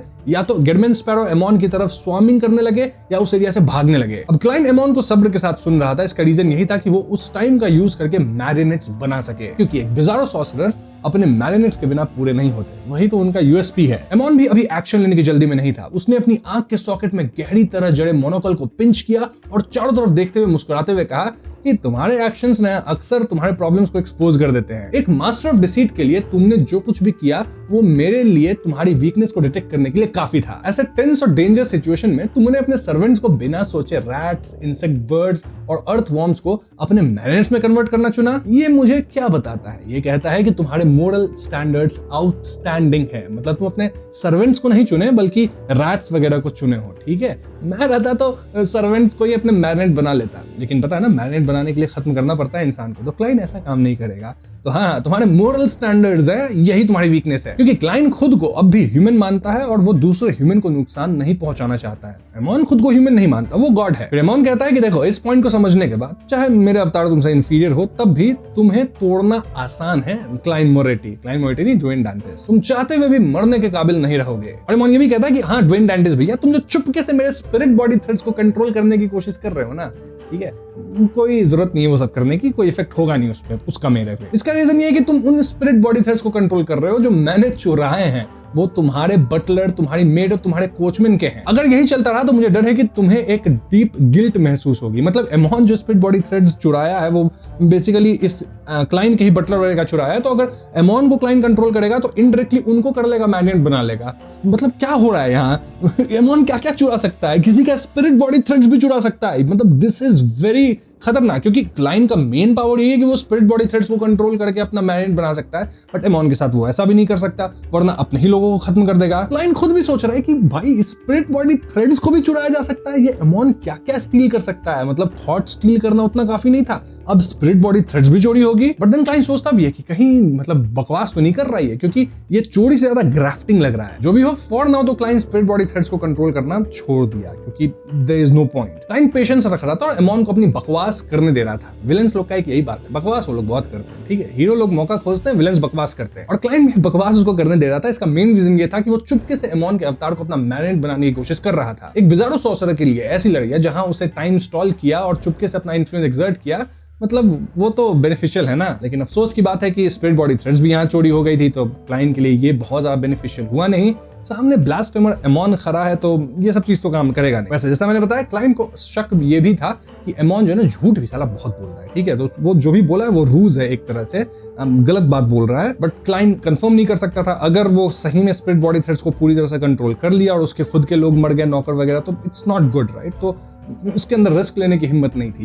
एमोन इस चीज पे बहुत खेलता है। वो ऐसा काम करता है ना जिसमें मतलब ऐसे सिचुएशन ला देगा जहां पे अगर तुम रिस्क लिए तो शायद जीत भी सकते हो या पूरी तरह हार जाओगे। अब तुम्हारे ऊपर है। सामने वाला रिस्क लेता नहीं है क्योंकि वो लोग एमोन से डरते रहते हैं। काश स्पेक्टेटर होता क्लाइन, झूठ पकड़ लेता, देखते है कि नहीं। ठीक है, इसलिए मैं स्पेक्टेटर बनना चाहता हूँ। मैं भाग ही जाता, वैसे एमोन से मैं नहीं लड़ पाता भाई, सही बात बता रहा हूँ। एनीवेज, तो अब क्लाइन भी बकवास शुरू करता है। कहता है कि मुझे शक है कि तुम जो इतना बकवास कर रहे हो ना, तो तुम सिर्फ मुझे पैरासाइटाइज करने नहीं चाहते हो, मतलब तुम कुछ और भी सोच रहे हो। तुम्हें पता होना चाहिए कि मुझे सिवियरली इंजर्ड करने से पहले एक बिजारो सॉर्सरर को पैरासाइटाइज करना बहुत मुश्किल होता है, जो स्पिरिट बॉडी थ्रेड्स को देख सकता है। ये सुन के एमॉन हंसता है तो हाँ, तुमने आखिरकार इस बात को नोटिस कर ही लिया। क्लाइंट भी कहता है मैं नोटिस कर चुका हूँ, तुम मुझे पैरासाइटाइज नहीं करना चाहते, तुम लिटरली मेरी डेस्टिनी को चुराने की कोशिश कर रहे हो। और ये सब जब भी हो रहा है तो एक चीज परमानेंट चल रही है, विच इज कि क्लाइंट जो है ना फटाफट अपने जितने भी मैरिनेट्स बनाए उनसे बॉडी अपना फटफट स्विच करता है, एक जगह रहता नहीं है 2-3 सेकंड से ज्यादा, इधर से उधर भाग रहा है, ठीक है, कभी यहाँ अपीयर होता है कभी वहां अपीयर होता है, बिकॉज इट्स एमॉन, आपको भागते रहना होगा। अब एमॉन यहाँ अपना राज खोलता है, वो कहता है देखो, अगर अरोडेस जैसा मैजिक मिरर जो कि साला किसी का सगा नहीं है, वो तुम्हारे इंस्ट्रक्शंस को सुनने के लिए और डिलिबरेटली खुद को तुम्हारी तरफ मतलब इतना झुका के रखता है, तुम्हारी सारी बात मानता है, तुम्हारे खिलाफ चुगली तक नहीं किया वो, मैं उसको इतना परेशान किया फिर भी तुम्हारे बारे में कुछ नहीं बताया, कि तो इसका मतलब यह है कि तुम सिंपल नहीं हो, उतना सिंपल तो नहीं हो जितना मैं सोचा था। एक बिजारो सॉर्सरर मेरे लिए उतना इंटरेस्टिंग नहीं है, बट यू आर इंटरेस्टिंग। फिर एमॉन कहता है कि देखो, मैं टायरेंट पाथवे का बियॉन्डर नहीं हूं, ठीक है, इसलिए मैं सीधा तुम्हारी डेस्टिनी चुराने के लिए उतना रैश नहीं होऊंगा। मुझे अचानक फीलिंग आती है कि तुम्हें डायरेक्ट रिप्लेस करने से ऐसी चीज हो जाएगी जो मैं होता हुआ नहीं देखना चाहता। अब क्लाइंट पूछता है कि तुम अरोडेस की बहुत बात कर रहे हो कि वो खुद को इंग्रेशिएट कर रहा था, तुम्हारे खिलाफ नहीं जा रहा था, तो अरोडेस के बारे में तुमको पता कैसे चला? क्योंकि फ्लोरा जेकब जो कि रैट डेमिगॉड थी, उसकी डेस्टिनी में अरोडेस को लेकर तो कोई चीज होनी नहीं चाहिए थी। इस पे एमॉन वाज लाइक क्या मैंने तुमको बताया नहीं कि मैंने ऐसा कैसे किया, क्यों किया? देखो भैया, मैंने इन्फॉर्मेशन गैदर करने के लिए ना काफी सोर्स लगाया, अपना काफी टाइम स्पेंड किया है, ज्यादातर मैं टाइम इतना स्पेंड करता नहीं चीजों पे। हाँ, मैं चर्च ऑफ स्टीम गया था और अरोडेस के साथ थोड़ी चैट हुई थी मेरी, ये बहुत फ्रैंक नहीं था और ये मेरे द्वारा टॉर्चर किए जाने के लिए रेडी था, बजाय इसके कि तुम्हारे ट्रू ओरिजिन्स को रिवील करे। अफसोस की बात है कि वो चर्च ऑफ स्टीम के अंदर था, तो मैं जो है ना मतलब अरोडेस को पैरासाइटाइज नहीं कर पाया, वरना मैं सीधा पैरासाइटाइज ही कर लेता उससे और सारा सच निकलवा लेता। नहीं कर पाया मैं, कोई बात नहीं, लेकिन टॉर्चर किया थोड़ा सा, ठीक है, कुछ बात बताया नहीं वो मेरे को। साला ये एमॉन चर्च ऑफ स्टीम के अंदर घुस गया था, क्या बंदा है यार। And the point two note here is कि क्या किसी लिविंग सील्ड आर्टिफैक्ट्स को भी पैरासाइटाइज किया जा सकता है? क्योंकि एमॉन बात कर रहा है अरोडेस को ही पैरासाइटाइज करने का, या फिर एमॉन झूठ बोल रहा है? साला झूठ भी तो बहुत बोलता है, तो कुछ कह नहीं सकते हम। अगर अरोडेस स्ट्रिक्ट तरीके से रूल्स को मतलब रखता है, तो पास्ट में दिए गए उसके आंसर्स के बेसिस पे वो जो है ना मतलब एक्चुअल सिचुएशन के बारे में ज्यादा श्योर नहीं है और बस कुछ गेसेस ही रखता है, मतलब ऐसा क्लाइंट सोच रहा है। अब अगर आपको लग रहा है कि क्लाइंट और एमॉन के बीच फाइट वैसा कुछ हो नहीं रहा, दोनों बस बात कर रहे हैं, तो मतलब क्लाइंट तो थोड़ा टाइम वेस्ट करवा रहा है ना एमॉन का, ताकि लेनर्ड, पैलेस सब पहुंच जाए इधर को। लेकिन एमॉन, तुमको लगता है ये बात नहीं समझेगा? एमॉन समझ गया। एमॉन कहा कि देख रहा हूं तुम इधर से उधर भाग रहे हो मेरे से, ठीक है, मैं भी तुम पे उतना अटैक नहीं कर रहा, बट ऐसा लग रहा है कि तुम हड़बड़ी में नहीं हो। यूजुअली लोग मतलब भाग जाते हैं फटाफट। आई थिंक तुम्हारे पास भी ऑप्शंस होगा यहाँ मेरे से भागने का, बट भाग नहीं रहे तुम, बस इधर उधर कर रहे हो। किसी का वेट कर रहे हो क्या? कुछ और लोग आ रहे हैं क्या तुम्हारे हेल्प में? क्या तुम नहीं जानते कि मेरे पाथवे सीक्वेंस 2 का नाम ट्रोजन हॉर्स ऑफ डेस्टिनी है? हालांकि मैं सिर्फ एक ऑर्डिनरी अवतार हूं, मेरे पास कुछ पावर्स हैं जिन्हें मैं यूज कर सकता हूं, जैसे कि तुम्हारी डेस्टिनी के साथ टिंकरिंग करना, एक सर्टेन पीरियड ऑफ टाइम के लिए कुछ एरर्स को अपीयर करवाना। एग्जांपल के लिए इससे कोई फर्क नहीं पड़ेगा कि तुम मदद के लिए कितना चिल्लाते हो, कोई भी इस पर ध्यान नहीं देगा। इसका मतलब ये भी है कि अगर तुम अपने हाथ में एवरनाइट एम्ब्लेम को ट्रिगर करो तो तुम्हें सिर्फ कंसीलमेंट के इफेक्ट्स मिलेंगे और तुम मदद मांगने में अपने इंटेंशन को ट्रांसमिट करने में काबिल नहीं रहोगे। इवन इफ तुम्हारा प्रायर एग्रीमेंट्स था, तो मैं ऐसे एरर ला सकता हूं। पता है मेरे पास, तुम्हारे पास कंसीलमेंट की भी ब्लेसिंग है, सब पता है मेरे को, कर लो यूज। लेकिन मदद जो तुम चाहते हो वो मदद ही ना आए तो अब मैं वही एरर डाल दूं डेस्टिनी में, तो क्या कर लोगे तुम? इसके अलावा अगर तुम मदद के लिए चिल्लाओ या फिर कोई एक्सप्लोजन क्रिएट करो, तो रूम के पेडेस्ट्रियंस या सर्वेंट्स हैं, जो लोग भी आसपास, वो एक भी चीज सुनने में काबिल ही नहीं होंगे। और इसीलिए मैं भी टाइम स्टॉल कर रहा था, क्योंकि मैं सिर्फ एक ऑर्डिनरी अवतार हूँ, मैं रियल एमॉन नहीं हूँ। रियल एमॉन होता तो अभी तक तुम्हारा काम खत्म होता। ऑर्डिनरी अवतार हूँ, मेरे पास कुछ लिमिटेशंस है, ये सब करने में टाइम लगता है, तो मैं भी टाइम ही वेस्ट कर रहा था, तुम भी कर रहे हो, but I am smarter than you are Dwayne Dantes. वैसे दोनों जब टाइम ही वेस्ट कर रहे हैं, तो चलो थोड़े से सवाल जवाब कर लेते हैं। एक मेरे सवाल का जवाब दोगे क्या, ड्वेन डांटेस? टाइम तो कुछ जवाब देने के मूड में था नहीं, बस वो अपना पोजीशन स्विच कर रहा है फटाफट इधर से उधर। और एमॉन भी लगातार कॉन्वर्सेशन को कंटिन्यू करते हुए क्लाइंट के सामने अपीयर हो जाता है। क्लाइंट जहां जाता है एमॉन वहां आता है। अब इस पॉइंट पे क्लाइंट मोरेटी भी अपना पाशा फेंकता है। क्लाइंट कहता है कि ठीक है, बहुत तुम बकवास किए कि मेरा अवतार है, मैं ये कर रहा था, मैं भी टाइम वेस्ट कर रहा हूं, तो अगर तुम अपने डेस्टिनी को कंट्रोल करने का जो प्रोसेस है उसको कंप्लीट कर ही चुके हो, तो फिर एक्शन क्यों नहीं ले रहे? मेरे को खत्म कर दो, मेरी डेस्टिनी चुरा लो, जो भी तुम करना चाहते हो, ठीक है। तुम भी किसी चीज का इंतजार करते हुए लग रहे हो, मैं ही नहीं इंतजार कर रहा, तुम भी कर रहे हो। अब क्लाइन गिडमैन स्पैरो के रूप में था ऑफ कोर्स, तो वहां उसके कहने से पहले जो एक थिन पेपर फिगरीन था ना, वो डोर से एक स्ट्रॉन्ग गस्ट ऑफ विंड से आती है। वहीं लेनर्ड एक ब्लैक ट्रेंच कोट और हाथ में ब्लैक सिल्वर इनलेड केन लिए बोकलैंड स्ट्रीट पे एकदम उड़ते हुए पहुंचता है। मतलब लेनर्ड यहाँ आ चुका है एंड क्लाइन वाज लाइक, एमॉन से कहता है ये वही है जिसका मैं इंतजार कर रहा था, आ गया बंदा। और जैसे ही क्लाइन ये कहा, वो तुरंत एवरनाइट एम्ब्लेम को ट्रिगर किया जिसे वो कस के पकड़े हुए था। उसी समय उसने अपने लेफ्ट हैंड की फिंगर्स को स्नैप किया, गार्डन के सबसे टॉल ट्री को इग्नाइट किया और उसके स्कारलेट फ्लेम्स को स्काई में सोअर करवाया। और ये ह्यूज ऑब्वियस बॉनफायर जो स्ट्रीट के क्रॉस करने पर एक ग्लांस में नोटिस हो जाता, उसे किसी ने भी नोटिस नहीं किया, चाहे वो मेड हो जो कि विंडो को वाइप कर रही थी या इंटेंस पैरासोल ट्रीज के नीचे स्ट्रोल कर रहे पेडेस्ट्रियंस हो, कोई नहीं देख पाए। मिड एयर में भी लेनर्ड मिचेल ने इस सीन को इग्नोर किया और हाई स्पीड के साथ 39 बोकलैंड स्ट्रीट की तरफ रश करने लगा। लेकिन उसी वक्त पहले जोरास्ट की जो आवाज थी ना, वो लेनर्ड के दिमाग में घूमती है। वो कहता है, अबे लेनर्ड बेवकूफ इंसान, ठीक है कुछ नोटिस नहीं कर रहा तू एमॉन के चक्कर में, ठीक है वो डेस्टिनी को इधर उधर कर रहा है, पता नहीं कुछ भी, वापस जाओ 160 वाले यूनिट की तरफ जाओ, वहां कुछ तो हुआ है, मैं फील कर पा रहा हूं। अब लेनर्ड पजल था, वहां तो कुछ दिख नहीं रहा क्योंकि ऑफ कोर्स एमॉन का ये पावर है, पर बुड्ढे की बात तो माननी पड़ेगी भाई, सीक्वेंस वन है बुड्ढा। वहां लेनर्ड भी तुरंत वार्ड ऑफ सी के पॉइंटेड डायरेक्शन को स्विंग किया और डायरेक्शंस को चेंज किया। वहीं 160 बोकलैंड स्ट्रीट के गार्डन में एमॉन ने अपना सर उठाया जब उसने अपने राइट हैंड पे क्रिस्टल मोनोकॉल को प्रेस किया और चकल किया। एमॉन कहता है, ओह तो ये आए हैं, इनका भी तो मैं इंतजार ही कर रहा था।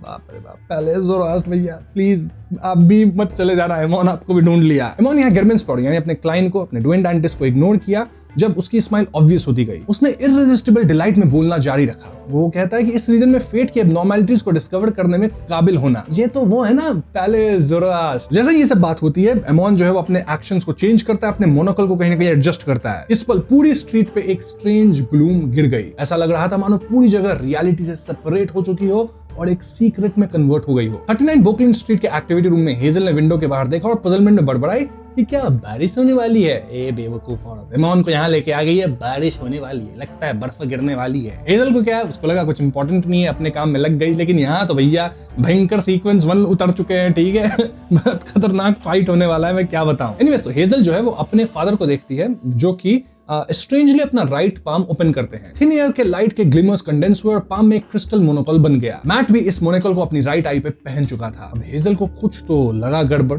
फाइनली कुछ तो इसको समझ में आ रहा है और वो फ्रैंटिकली इधर उधर भागना शुरू करती है, रूम के दूसरी तरफ देखना शुरू करती है जहां उसकी माँ जो है मैम रियाना, वो भी मतलब अपने नेक पे रखे एक्सेसरी को उतार ली और एक मोनोकल पहन चुकी है। उसके पास खड़े जितने भी सर्वेंट्स थे वो भी सेम तरह का मोनोकल अपनी राइट आई पे पहन चुके थे। हेजल इंस्टिंक्टिवली खड़ी हो गई जब उसने रिपीटेडली रिट्रीट किया और प्रोसेस में चेयर को टॉपल कर दिया। इस साउंड ने रूम के सभी लोगों को अलार्म कर दिया। मैट, रियाना और सर्वेंट्स ने हेजल को देखने के लिए अपने हेड्स टर्न किए। एक एक करके उनके लिप के कॉर्नर्स पे एक स्माइल एकदम से आ गई थी, इन्फ्यूज हो गई थी। हेजल भी पूरी तरह से ब्रेक डाउन हो गई। एकदम से वो एकदम श्रिल स्क्रीम छोड़ती है। ये स्क्रीम हाउस से और गार्डन से पास होते हुए स्ट्रीट्स पे पेडेस्ट्रियंस के अटेंशन को ड्रॉ करने लगी। इस पॉइंट पे एमॉन ने पहले ही अपने मोनोकल से अपना राइट हैंड लोअर कर लिया था। मिड एयर में फिगर को देखते हुए उसने स्माइल के साथ कहा, पैलेस जोरास्ट, 5th एपॉक का 1350 चल रहा है मित्र। अपने लेवल को रेज करने के लिए अवतार के गैदरिंग्स पर रिलाई करने की टेक्निक पहले ही आउटडेटेड हो चुकी है। तो अब एमॉन पहले जोरास्ट को भी मजाक बना रहा है, ठीक है उसका। लेकिन उसके पीछे क्लाइन ने बिल्कुल भी टाइम वेस्ट नहीं किया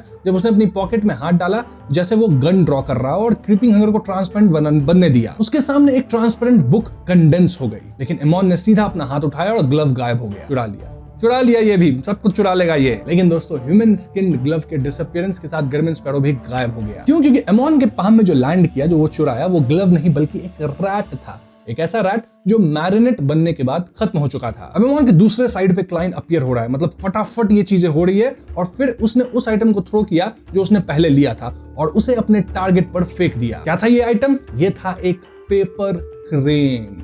बाप रे, एक और सीक्वेंस 1 का आइटम यहाँ पे क्लाइन यूज कर रहा है। देख रहे हो लड़ाई में कितना कुछ हो रहा है। और अब जो मतलब एलओटीएम की यहाँ से लड़ाई है, जैसे मैंने आपको बताया था, वो फिजिकल नहीं होने वाली। 3rd बुक में याद है मार धाड़ होता था, नहीं अब यही होगा, मेंटल गेम। खाली मेंटल, मतलब एक दूसरे को न तू ये सोच रहा, नहीं मैं ये सोच रहा, नहीं मैं उसके ऊपर ये सोच रहा, नहीं तू उसके ऊपर ये सोच रहा।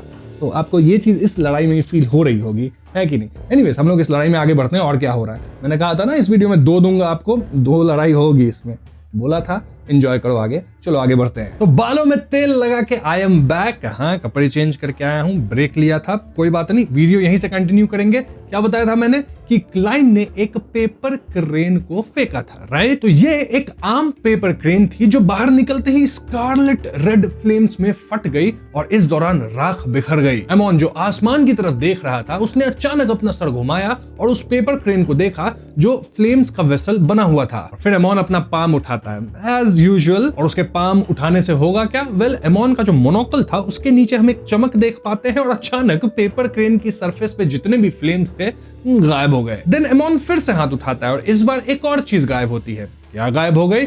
वेल, क्लाइन जो अपने मैरियनेट्स के साथ लोकेशन धड़ाधड़ स्वैप कर रहा था, एबिलिटी ही गायब हो गई, वो भी चुरा लिया। इतना काफी नहीं था तो क्लाइन का जो फ्लेम कंट्रोल था या फिर फ्लेमिंग जंप था या फिर एयर कैनन जो मारता है, सब गायब। लिटरली क्लाइन के टोटल 6 बियॉन्डर पावर्स चुरा लिए गए थे, जिनमें से 4 तो काफी इंपॉर्टेंट पावर्स थी, 2 ऐसे ही थी, कोई बात नहीं। अब भाई इतने पावर एमॉन चुरा ही लिया है, मेरे को तो लग रहा है कि अब 1-2 और पावर एमॉन चुरा लेना क्लाइन का, तो फिर क्लाइन मेरे जैसा ही हो जाएगा, आम इंसान, ठीक है? बस यापिंग कर पाएगा, उससे ज्यादा कुछ नहीं। अब मैं भी सोच रहा हूँ स्पेक्टेटर पाथवे से हटके मॉडरेटर ही चूज कर लूं क्या? बहुत ही ओपी लेवल पावर्स है भाई मॉडरेटर की, ये तो एकदम एंजल लेवल की थेफ्ट हो रही है। नहीं, मुझे चोरी करना पसंद नहीं, तो मैं स्पेक्टेटर ही ठीक हूँ, लेकिन भैया बच के, मॉडरेटर से बच के रहना होगा। अब बुझती हुई फ्लेम्स के बीच पेपर क्रेन धीरे धीरे तैरने लगी और यहीं पे सीन शिफ्ट होता है बैकलैंड में डॉक्टर एरन के घर पे। सिल्वर सिल्क में लिपटा हुआ विल ऑसेप्टिन ने अपने मुंह और आंखों को रब किया और बड़बड़ाते हुए कहा कि जिंदगी इतनी मुश्किल क्यों है दोस्तों। ना अपनी बात खत्म करने से पहले उसने कहीं से एक केन जैसी चीज निकाली। ये क्लियर जेम्स से एम्बेडेड थी। प्योर ब्राइट लाइट चारों तरफ आ गई, पूरा रूम ही रोशन हो गया था मित्रों। याद है ना ये केन जैसी चीज क्या है? लगता है विल ऑसेप्टिन भी फाइट में कूदेगा क्या? मजा ही आ रहा है। सीक्वेंस 1 के सारे एंजल्स भिड़ रहे हैं और उनके बीच में क्लाइन। वैसे मैं आपको बता दूं कि आज ट्यूसडे का दिन है, 160 बोकलैंड स्ट्रीट है ना, वहां पे ड्वेन डैंटिस के गार्डन के अंदर ये सारे कांड हो रहे हैं, लड़ाई हो रहे हैं, और वहीं पे पेपर क्रेन भी था, राइट, जो कि पहले से ही चार्ड और इनकम्प्लीट हो चुका था। वो अचानक मिड एयर में फ्रीज हो गई। इससे कॉम्प्लिकेटेड क्रोम कलर्ड सिंबल्स बाहर आए और तुरंत एक ह्यूज इल्यूजनरी स्केललेस स्नेक का रूप ले लिया। जाइगेंटिक सिल्वर स्नेक की सरफेस पे डेंस पैटर्न्स और सिंबल्स ने एक व्हील बनाया था जो आपस में कनेक्टेड था। हर व्हील के आसपास अलग अलग सिंबल्स दिख रहे थे। ये सरपेंट का एकदम लाल आंख था, ठीक है, एकदम एक स्वीप मारता और एकदम आसमान में सोर हो गया। लिटरली बोकलैंड स्ट्रीट के ऊपर पहुंच गया सरपेंट और वहां पे रुक गया। इसने अपने शरीर को कर्ल किया और अपनी ही पूंछ को काट लिया। इसकी शैडो ने पूरी स्ट्रीट को एक मिस्टीरियस और लुडिक्रस व्हील की तरह ढक लिया। और फिर अचानक मैट, रियाना और 39 बोकलैंड स्ट्रीट के एक्टिविटी रूम के कई सर्वेंट्स ने अपने फेसेस से स्माइल्स को वाइप कर लिया। उन्होंने एक साथ अपना हैंड्स उठाए और अपने फेस पे लगे मोनोकल्स को उतार लिया, जिससे मोनोकल्स उनके हैंड्स में इनकॉर्पोरियल होने के बाद बीम्स ऑफ लाइट में ट्रांसफॉर्म हो गए। तुरंत उसके बाद उन्होंने अपने आई एक्सेसरीज को एक बार फिर पहन लिया और अपने आई सॉकेट्स को पिंच किया। या तो वो विंडो के बाहर लीजरली देख रहे थे या फिर अपनी पहली स्टेट में वापस लौट रहे थे। हेजल इस सीन को देखते हुए जमीन पे बैठ गई। जैसे ही उसने अपना सर हिलाया और अपने आसपास दुनिया को क्रम्बल होते हुए महसूस किया, उसने अपने बॉडी को ऊपर होल्ड करने के लिए हैंड्स का यूज किया और रैपिडली रिट्रीट करने लगी। वहीं विनर इनूनी जो है, उसकी आंखों में जो एक ठंडी ग्लेमर थी ना, वो गायब हो गई। लिटरली जो क्रिस्टलाइन मोनोकल थी वो कुक हो चुकी थी एंड जो उसका एक लुक था ना इनूनी का आ गया था अजीब सा, वो कहीं ना कहीं खत्म हुआ। इसके अलावा उसके बॉडी में कुछ एक्सट्रैक्ट होता हुआ सा लगा, क्योंकि एक क्लियर, थिक पर ट्रांसपेरेंट और मिस्टीरियस वॉर्म ऑफ टाइम ने उसके हेड के ऊपर फॉर्म ले लिया और कंसीलमेंट के बीच ये वॉर्म ऑफ टाइम तेजी से एक ऐसे फिगर में ट्रांसफॉर्म हो गया जिसने black hair, black eyes, broad forehead और थिन फेस था। ऑफ कोर्स कौन सा फिगर है आप समझ ही रहे होगे। ये बोकलैंड स्ट्रीट पे टाइम को रिवर्स करना नहीं था, क्योंकि क्लाइन और लेनर्ड को इसके किसी भी इफेक्ट्स का सामना नहीं करना पड़ा था। ये एमॉन था जो अपनी कंडीशन को इससे कुछ मिनट्स पहले की स्टेट में वापस ला रहा था। ये पावर था स्नेक ऑफ फेट का रीबूट। समझ रहे हो, स्नेक ऑफ फेट भी पावरफुल है यार। सीक्वेंस 1 पे हर कोई पावरफुल है। मतलब जो कुछ हुआ ना उसको पलट देंगे भैया, पहले के समय में चले जाओ जब कुछ नहीं हुआ था ये सब, और वो भी सिलेक्टिव टारगेट। ऐसा नहीं क्लाइन और बाकियों के साथ ऐसा हुआ। हालांकि विल ऑसेप्टिन ने प्रेडिक्ट किया था कि फेट में कुछ चेंजेस होंगे, चीजें थोड़ी देर से हुई थी, लेकिन उसका इन्फ्लुएंस जो दूर से डिसेंट हुआ था वो इतना टाइमली फैशन में आया था। स्नेक ऑफ फेट की हेल्प को गेन करने के लिए क्लाइन ने ना सिर्फ उसे 5 अलग अलग फ्लेवर्स की आइसक्रीम खिलाई थी, बल्कि उसने फर्दर कंपनसेशन के लिए भी अग्री किया था। ऐसा ही दोस्त मेरे को भी चाहिए, ठीक है, जो कि आइसक्रीम मैं उसको खिला दूं, बदले में वो मेरे को गिफ्ट कर दे कुछ बड़ा सा, ठीक है, बदले में मेरे 1 मिलियन सब्सक्राइबर हो जाए। सब्सक्राइब तुम लोग कर नहीं रहे, कर देना चैनल को, ऐसी बात है कि नहीं, करना है कि नहीं 1 मिलियन। 500K पे करीब 1 साल से अटके हैं। Anyways coming back to video, जो क्लाइन और विल ऑसेप्टिन था उनके नेगोशिएशन का आउटकम ये था कि क्लाइन को कम से कम 2 ऐसी आइटम्स बनाने के मींस के बारे में सोचना था जो विल ऑसेप्टिन को अपनी वीकेंड स्टेट में अपनी कुछ स्ट्रेंथ को ब्रीफली रिगेन करने की मदद कर सके। जो भी हो, इस पॉइंट पे एक बात तो क्लियर है कि एमॉन जो कि इस फाइट को ऑलमोस्ट जीत चुका था, उसको एक अनएक्सपेक्टेड ब्लो मिल गया था, वो भी सीक्वेंस 1 स्नेक मरकरी जो भी बोल लो। और जब इस लेवल की फाइट होती रहती है दोस्तों, तो उसमें इतना ही चाहिए, इतना ही में आप चीजें बना सकते हो। और क्लाइन भी हेजिटेट नहीं किया और डेथ नील को ड्रॉ किया। उसने इसे कॉक किया, जेंटली सिलेंडर को पुश किया और अपने एनिमी पे एम किया। ये मेरा माउस है ना, ये इससे बहुत लोग पूछते हैं ये माउस हाथ में क्यों रखे रहते हो, इससे मैं स्क्रॉल करता हूँ ऐसे इसलिए रखता हूँ। एनीवेज भटकते नहीं है, आते हैं वापस से टॉपिक पे। तो गोली चल गई, और कौन सी गोली थी डेथ नील के अंदर? Well, it was control spirit bullet जो कि क्लाइन बनाया था। अब ये बुलेट एग्जैक्टली कहां स्ट्राइक की? ऑफ कोर्स जो क्लासिक ब्लैक रोब वाला जो एक इल्यूजरी एमॉन फिगर बना था उसको ही स्ट्राइक किया था, जो कि वर्म ऑफ टाइम से बना था, अगर आपको याद हो। ये जो पर्टिकुलर वर्म ऑफ टाइम जिस पे स्ट्राइक किया गया है, ये बाकी के वर्म ऑफ टाइम से ज्यादा थिक और क्लियर था, जिसे क्लाइन ने पहले ही देख लिया था। वहां इस पॉइंट पे लाइट स्कैटर हो गई क्योंकि एमॉन की फिगर मिड एयर में क्विवर कर गई और बिना किसी एक्सप्रेशन को वेयर करने के काबिल हुए फ्रीज हो गई। और इस पर लेनर्ड जो पहले ही ओवरहेड अराइव कर चुका था, उसने ओल्ड मैन के इंस्ट्रक्शंस को फॉलो किया। वॉर्ड ऑफ द सी पर खड़े होते हुए वो मिड एयर में फ्लोट हुआ, अपने आर्म्स को स्लाइटली स्प्रेड किया और अपने स्पिरिट बॉडी को रिलैक्स किया। उसके दोनों ग्रीन आईज में, दोनों में एक slightly gloomy 12 ring transparent worm of time instantly reflect हुआ। इन दोनों वर्म्स ऑफ टाइम के हेड्स और टेल आपस में कनेक्टेड थे और एक सिमिलर लूप फॉर्म कर रहे थे। जैसे ही लूप धीरे धीरे स्पिन हुआ, उन्होंने लेनर्ड के पीछे एक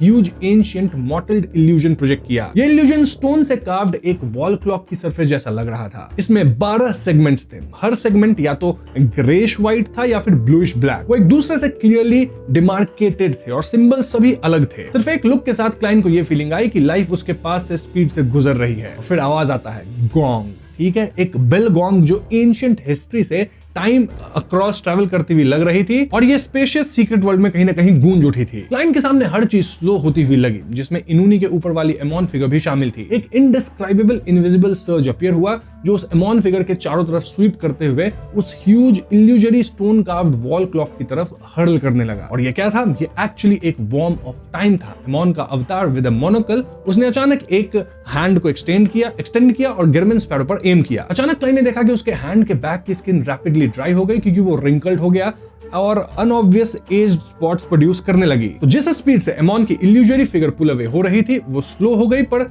प्रोसेस इंटरप्ट नहीं हो सकती थी। तो समझ रहे हो क्या हो रहा है? आपको रैपिडली एज किया जा रहा है तो दूसरे की जवानी छीनी जा रही है, ऐसा कुछ हो रहा है, समझ जाओ, ठीक है। इस पॉइंट पे लड़ाई ऐसी ही होने वाली है, बहुत ही ज्यादा मेंटल। एनीवेज, तो आखिरकार ये जो सब हो रहा था वो एक रिंग फॉर्म में कॉन्ट्रैक्ट हो गई और लेनर्ड के पीछे इल्यूजरी एंशिएंट स्टोन कार्व्ड को क्लॉक की तरफ थ्रो कर दी गई। फिर एक और गॉन्ग साउंड होता है, जी हाँ, एक और बेल गॉन्ग साउंड हुआ क्योंकि ग्रेश व्हाइट और ब्लूइश ब्लैक क्लॉक की सरफेस पर एक एडिशनल मॉटल्ड हैंड आ गया। इस हैंड ने कुछ सेगमेंट्स को रैपिडली रोटेट किया और गॉन्ग्स के साउंड को स्पीड अप कर दिया। 39 और 160 बोकलैंड स्ट्रीट के अंदर तरह तरह के resplendent glimmers of light fly out हुए, जिन्हें उस ancient illusory stone carved wall clock द्वारा पुल और अट्रैक्ट किया गया था। और यहां पे कॉन्सेप्ट आता है law of beyond a characteristic convergence का। जी हां, उसने अवतार्स के बीच कनेक्शन और अपने हायर लेवल का यूज करके law of beyond the characteristic convergence को स्ट्रेंथन कर लिया था। बट यहाँ एक और गॉन्ग साउंड होता है, ठीक है। बैकलैंड में अलग अलग स्पॉट्स से कई streams of light fly over होती हैं। हर चीज काम डाउन होने के बाद क्लाइन की करंट अपीयरेंस उसके माइंड में अपीयर हुई। उसके ब्लैक हेयर के मुकाबले व्हाइट हेयर ज्यादा थे। उसका फोरहेड और उसके माउथ और आईज के कॉर्नर्स ऑब्वियसली रिंकल से कवर्ड थे। उसकी जो स्किन थी वो कई एजेड स्पॉट्स के साथ सैग हो चुकी थी और वो एक एल्डरली जेंटलमैन की तरह लग रहा था जो किसी भी पल पास अवे होने के लिए रेडी हो। इस पल क्लॉक का गॉन्गिंग साउंड फिर से हुआ। Ancient illusory stone carved wall clock पर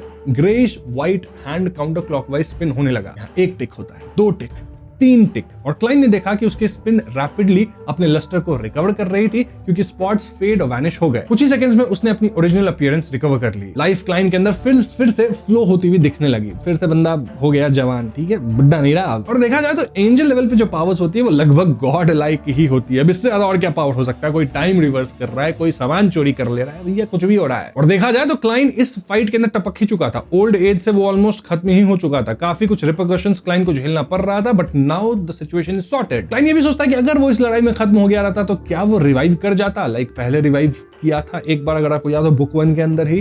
तो और एक और क्वेश्चन है कि क्लाइन रिवाइव मतलब करता क्यों है? इसका भी जवाब आपको जल्द ही मिल जाएगा, बट पॉइंट इज कि क्या इस सिचुएशन में क्लाइन रिवाइव कर पाता। जब भी क्लाइन ने अपनी कंडीशन को ऑब्जर्व किया और हरिडली ऊपर देखते हुए लेनर्ड मिचेल से कहा कि एमॉन द्वारा पैरासाइज्ड किए गए लोग मतलब कैसे रेस्क्यू किए जाए। इस पर लेनर्ड के पीछे वाली ancient illusory clock rapidly fade away हो गई थी और ग्लिमर्स ऑफ लाइट मतलब में उसमें कन्वर्ट हो गई थी लाइट में एकदम से। इनफैक्ट उसके बॉडी के अंदर ड्रिल बैक हो चुकी थी। अब लेनर्ड थोड़ा सा सुनता है कि क्या बोल रहा है क्लाइन, फिर कुछ देर बाद वो कहता है कि उन्हें बचाने के लिए वॉर्म्स ऑफ टाइम के बियॉन्ड कैरेक्टरिस्टिक को सक आउट कर लिया गया है। बची हुई पार्ट्स या तो एब्जॉर्ब हो चुकी है या उनके पास कुछ रेमिनेंट्स लेफ्ट बिहाइंड है। हालांकि उससे उन पर एक्सेसिव इन्फ्लुएंस नहीं पड़ेगा, लेकिन ओल्ड मैन ने कहा कि ये एक्सेसिव नहीं होगा, पर ये एक एंजल के व्यू पॉइंट से हो सकता है। शॉर्ट में वो उस डीटी को प्रे कर सकते हैं जिसमें वो बिलीव करते हैं और देख सकते हैं कि क्या उन्हें एक कंप्लीट प्यूरिफिकेशन ऑब्टेन हो सके। मतलब थोड़ा सा कुछ तो बचा हुआ होगा रेमिनेंट्स, उसको हटाने के लिए। बाकी डीटीज ऐसे मतलब रिस्पॉन्ड नहीं करते हैं, बहुत रेयरली करते हैं। तो ऐसे में अगर आपको कुछ रेमिनेंट इफेक्ट्स का डर है तो आप उन्हें उस एग्जिस्टेंस को प्रे करने के लिए गाइड करने पे कंसीडर कर सकते हैं, मतलब जो कि इन्हें हटा सके, और जितनी भी आइटम्स वहां से आएंगी वो आपकी होंगी। एनीवेज, तो शायद एंजल लेवल पे बैटल को पर्सनली एक्सपीरियंस करने के बाद और स्नेक ऑफ फेट के स्पेक्ट्रल फॉर्म को देखने के बाद लेनर्ड की एजिटेशन और ट्रेम्बलिन एक इंस्टेंट में सप्रेस नहीं की जा सकती थी। इस स्ट्रीट पर लोग बेसिकली गॉडेस के बिलीवर्स हैं, तो क्लाइन उन्हें द फूल को प्रे करने के लिए कह नहीं सकता, राइट? मतलब क्लाइन उन्हें ठीक नहीं कर सकता, वरना पता चला गॉडेस आई और क्लाइन को ही फॉगी टाउन ने वापस से फेंक दी। ठीक है, तो गॉडेस के खिलाफ तो नहीं जा सकता। और जहां तक गॉडेस की बात है तो वो इस मैटर पे अवेयर तो होंगी, तो शायद वो अगर प्रे की जाए तो वो रिस्पॉन्स को भी रिसीव करें, लेट्स सी। या फिर एमिनेंस है ना, हर एमिनेंस अरियाना, उनसे भी क्लाइन बात कर सकता है। वो वॉर्म्स ऑफ टाइम जो उन्होंने कफ आउट किए हैं उनमें मतलब कुछ रिटर्न कर दे शायद, और मतलब सिचुएशन को संभाला जाए। तो यही सब सोचते हुए क्लाइन फिर से पूछता है कि क्या कंप्लीट प्यूरिफिकेशन के बाद भी कोई साइड इफेक्ट्स होंगे। ताकि क्लाइन को पता था होना तो नहीं चाहिए, क्योंकि लिटिल सन के साथ भी ऐसा हुआ था, अगर आपको याद हो बहुत इनिशियली, वहां भी मतलब कोई ऐसा आफ्टर इफेक्ट्स तो नहीं था, बट हाँ पूछ लिया और लेनर्ड भी जवाब दिया कि हाँ थोड़ा सा, जैसे कि ये पैरासाइटिंग का एक डीपर लेवल है, चाहे ऑर्डिनरी पीपल एक फुली रिकवरी को एक्सपीरियंस क्यों ना कर लें, उन पर कुछ लेवल का इन्फ्लुएंस छूट तो जाता है। जैसे कि उन्हें मोनोकल्स पहनना शायद पसंद आने लगे, लेकिन वो कुछ मतलब हेवी इन्फ्लुएंस नहीं होगा। हाँ, क्लाइन इस बात को समझ गया और क्लाइन इस बात से खुश था कि इस बैटल में involve parties obvious destructive might वाली नहीं थी। यहाँ मेंटल ही लड़ाई हुई थी मोस्टली, वरना शायद ना सिर्फ बोकलुंड स्ट्रीट बल्कि नॉर्थ बॉरो का सभी हिस्सा इंटैक्ट नहीं बचता, उड़ गया रहता। क्योंकि ऐसे कई पाथवेज होते हैं जहां पे लड़ाई एकदम फिजिकल होती है, ठीक है, एकदम बूम बाम। यहाँ पे नहीं, यहाँ मेंटल थी। और जहां तक आप सोचो एमॉन का क्या हुआ, तो भैया समय का घंटा घूमा, एमॉन भी घूमा और समझ रहे हो हार गया इस फाइट को। एमॉन का अवतार वो जा चुका है, जो भी आप समझ लो। वैसे एमॉन हारता नहीं है, उसको सिर्फ अपसेट होता है, क्योंकि अभी मैं आपको बता दूं कि प्रिट्ज हार्बर में हम एक यंग मैन को देख पाते हैं मोनोकल पहने हुए, और वो आराम से साइकिल चलाते हुए लीजरली अपने घर वापस आता है। उसने एक ऑब्वियस स्माइल वियर की थी जब उसने लेटर बॉक्स को ओपन किया और अंदर के न्यूज़पेपर लेटर्स को टेक आउट किया। हाउस में एंटर करने के बाद यंग मैन ने अपनी राइट आई पे मोनोकल को पिंच किया, जबकि लेटर्स को टीयर ओपन करते हुए वॉक करते हुए वक्त उनके कंटेंट्स को रीड किया। ये तब तक कंटिन्यू रहा जब तक उसे एक बिना किसी नाम का एक लेटर नहीं मिल जाता। वहां क्या लिखा था? वहां लिखा था कि अगर बैकलैंड में हमसे कनेक्शन टूट जाता है तो इसका मतलब यह है कि पहले ज़ोरास्ट्र नॉर्थ बॉरो के बोकलैंड स्ट्रीट के विसिनिटी में बहुत आराम से हिडन हो सकता है। हमसे ये मत पूछो कि हम ऐसे रिस्क क्यों ले रहे हैं। जिंदगी में अक्सर कुछ एक्साइटमेंट, जॉय और एंटिसिपेशन की जरूरत तो होती है। तो या एमॉन काइंड ऑफ एक्सपेक्ट किया था कि यहाँ पे शायद उसको अपसेट हो सकता है अगर पहले ज़ोरास्ट्र हो। सिर्फ वही नहीं था, विल ऑसेप्टिन भी था और क्लाइन मोरेटी भी, जिसमें कुछ तो स्पेशल है। तो एमॉन एक्चुअली अगर देखा जाए तो अपसेट नहीं है इस डिफीट से। He was anticipating all this, और उसके लिए ये सब एक्साइटमेंट है, मजाक है, मतलब वो खेल रहा था और एक गेम हार गया, कोई बात नहीं, गेम तो हमारे 1000 होंगे, उसको जीतना बस एक बार है, क्योंकि एक बार वो जीता आपकी डेस्टिनी ही चुरा लेगा। Anyways, coming back to 160 Bokelund street, यहाँ पे वर्ड ऑफ द सी की मदद से लेनर्ड उड़ के निकल चुका है और क्लाइन वापस अपना ध्यान आसपास की स्थिति पे लगाता है। क्लाइन सबसे पहले विनर इनूनी को ऑब्जर्व किया। उसने शुरू में सोचा था कि वो उस मैरिनेट को यूज नहीं कर सकेगा जिसे एमॉन ने पैरासाइटाइज कर लिया था एक बार, पर क्लाइन को हैरानी हुई जब उसने रियलाइज किया कि वो अपने स्पिरिट बॉडी थ्रेड्स को फिर से कंट्रोल कर सकता था। तो हाँ, इनूनी को यूज किया जा सकता है। अब ऐसा क्यों हुआ? क्लाइन भी पहले स्टंट था कि आइडियली ऐसा होना नहीं चाहिए था, लेकिन फिर क्लाइन को एक रियलाइजेशन होती है। जब स्नेक ऑफ फेट विल ऑसेप्टिन ने एमॉन की कंडीशन को टाइम में रिवर्स करने के लिए रिबूट का यूज किया, तो इसने उन चीजों को भी वही चेंजेस एक्सपीरियंस करवाया जिन्हें उसने पैरासाइटाइज किया था। इसलिए इनूनी वापस अपने मैरिनेट में कन्वर्ट हो गया है। मॉन्स्टर पाथवे के सीक्वेंस 1 की स्ट्रॉन्गेस्ट पावर्स है जैसी उम्मीद थी, और वैसी ही चीज यहाँ हुई है, फुल रिबूट हुआ है मित्रों। हाँ, इन्होंने को देखा, चेक वेक किया, पोजीशन स्वैप ये सब क्लाइन कर लिया है, दूसरे मैनेट्स को भी छोड़ दिया कि कुछ और गड़बड़ ना हो, ठीक है। इसके ठीक बाद तुरंत क्लाइन बाथरूम में एंटर हुआ और ग्रे फॉग के ऊपर चला गया। उसने इन्होंने के प्रेयर लाइट का यूज किया और सी गॉड सेप्टर को हैंड में रखते हुए पूरी स्ट्रीट को ऑब्जर्व करना शुरू किया। बिना किसी शक के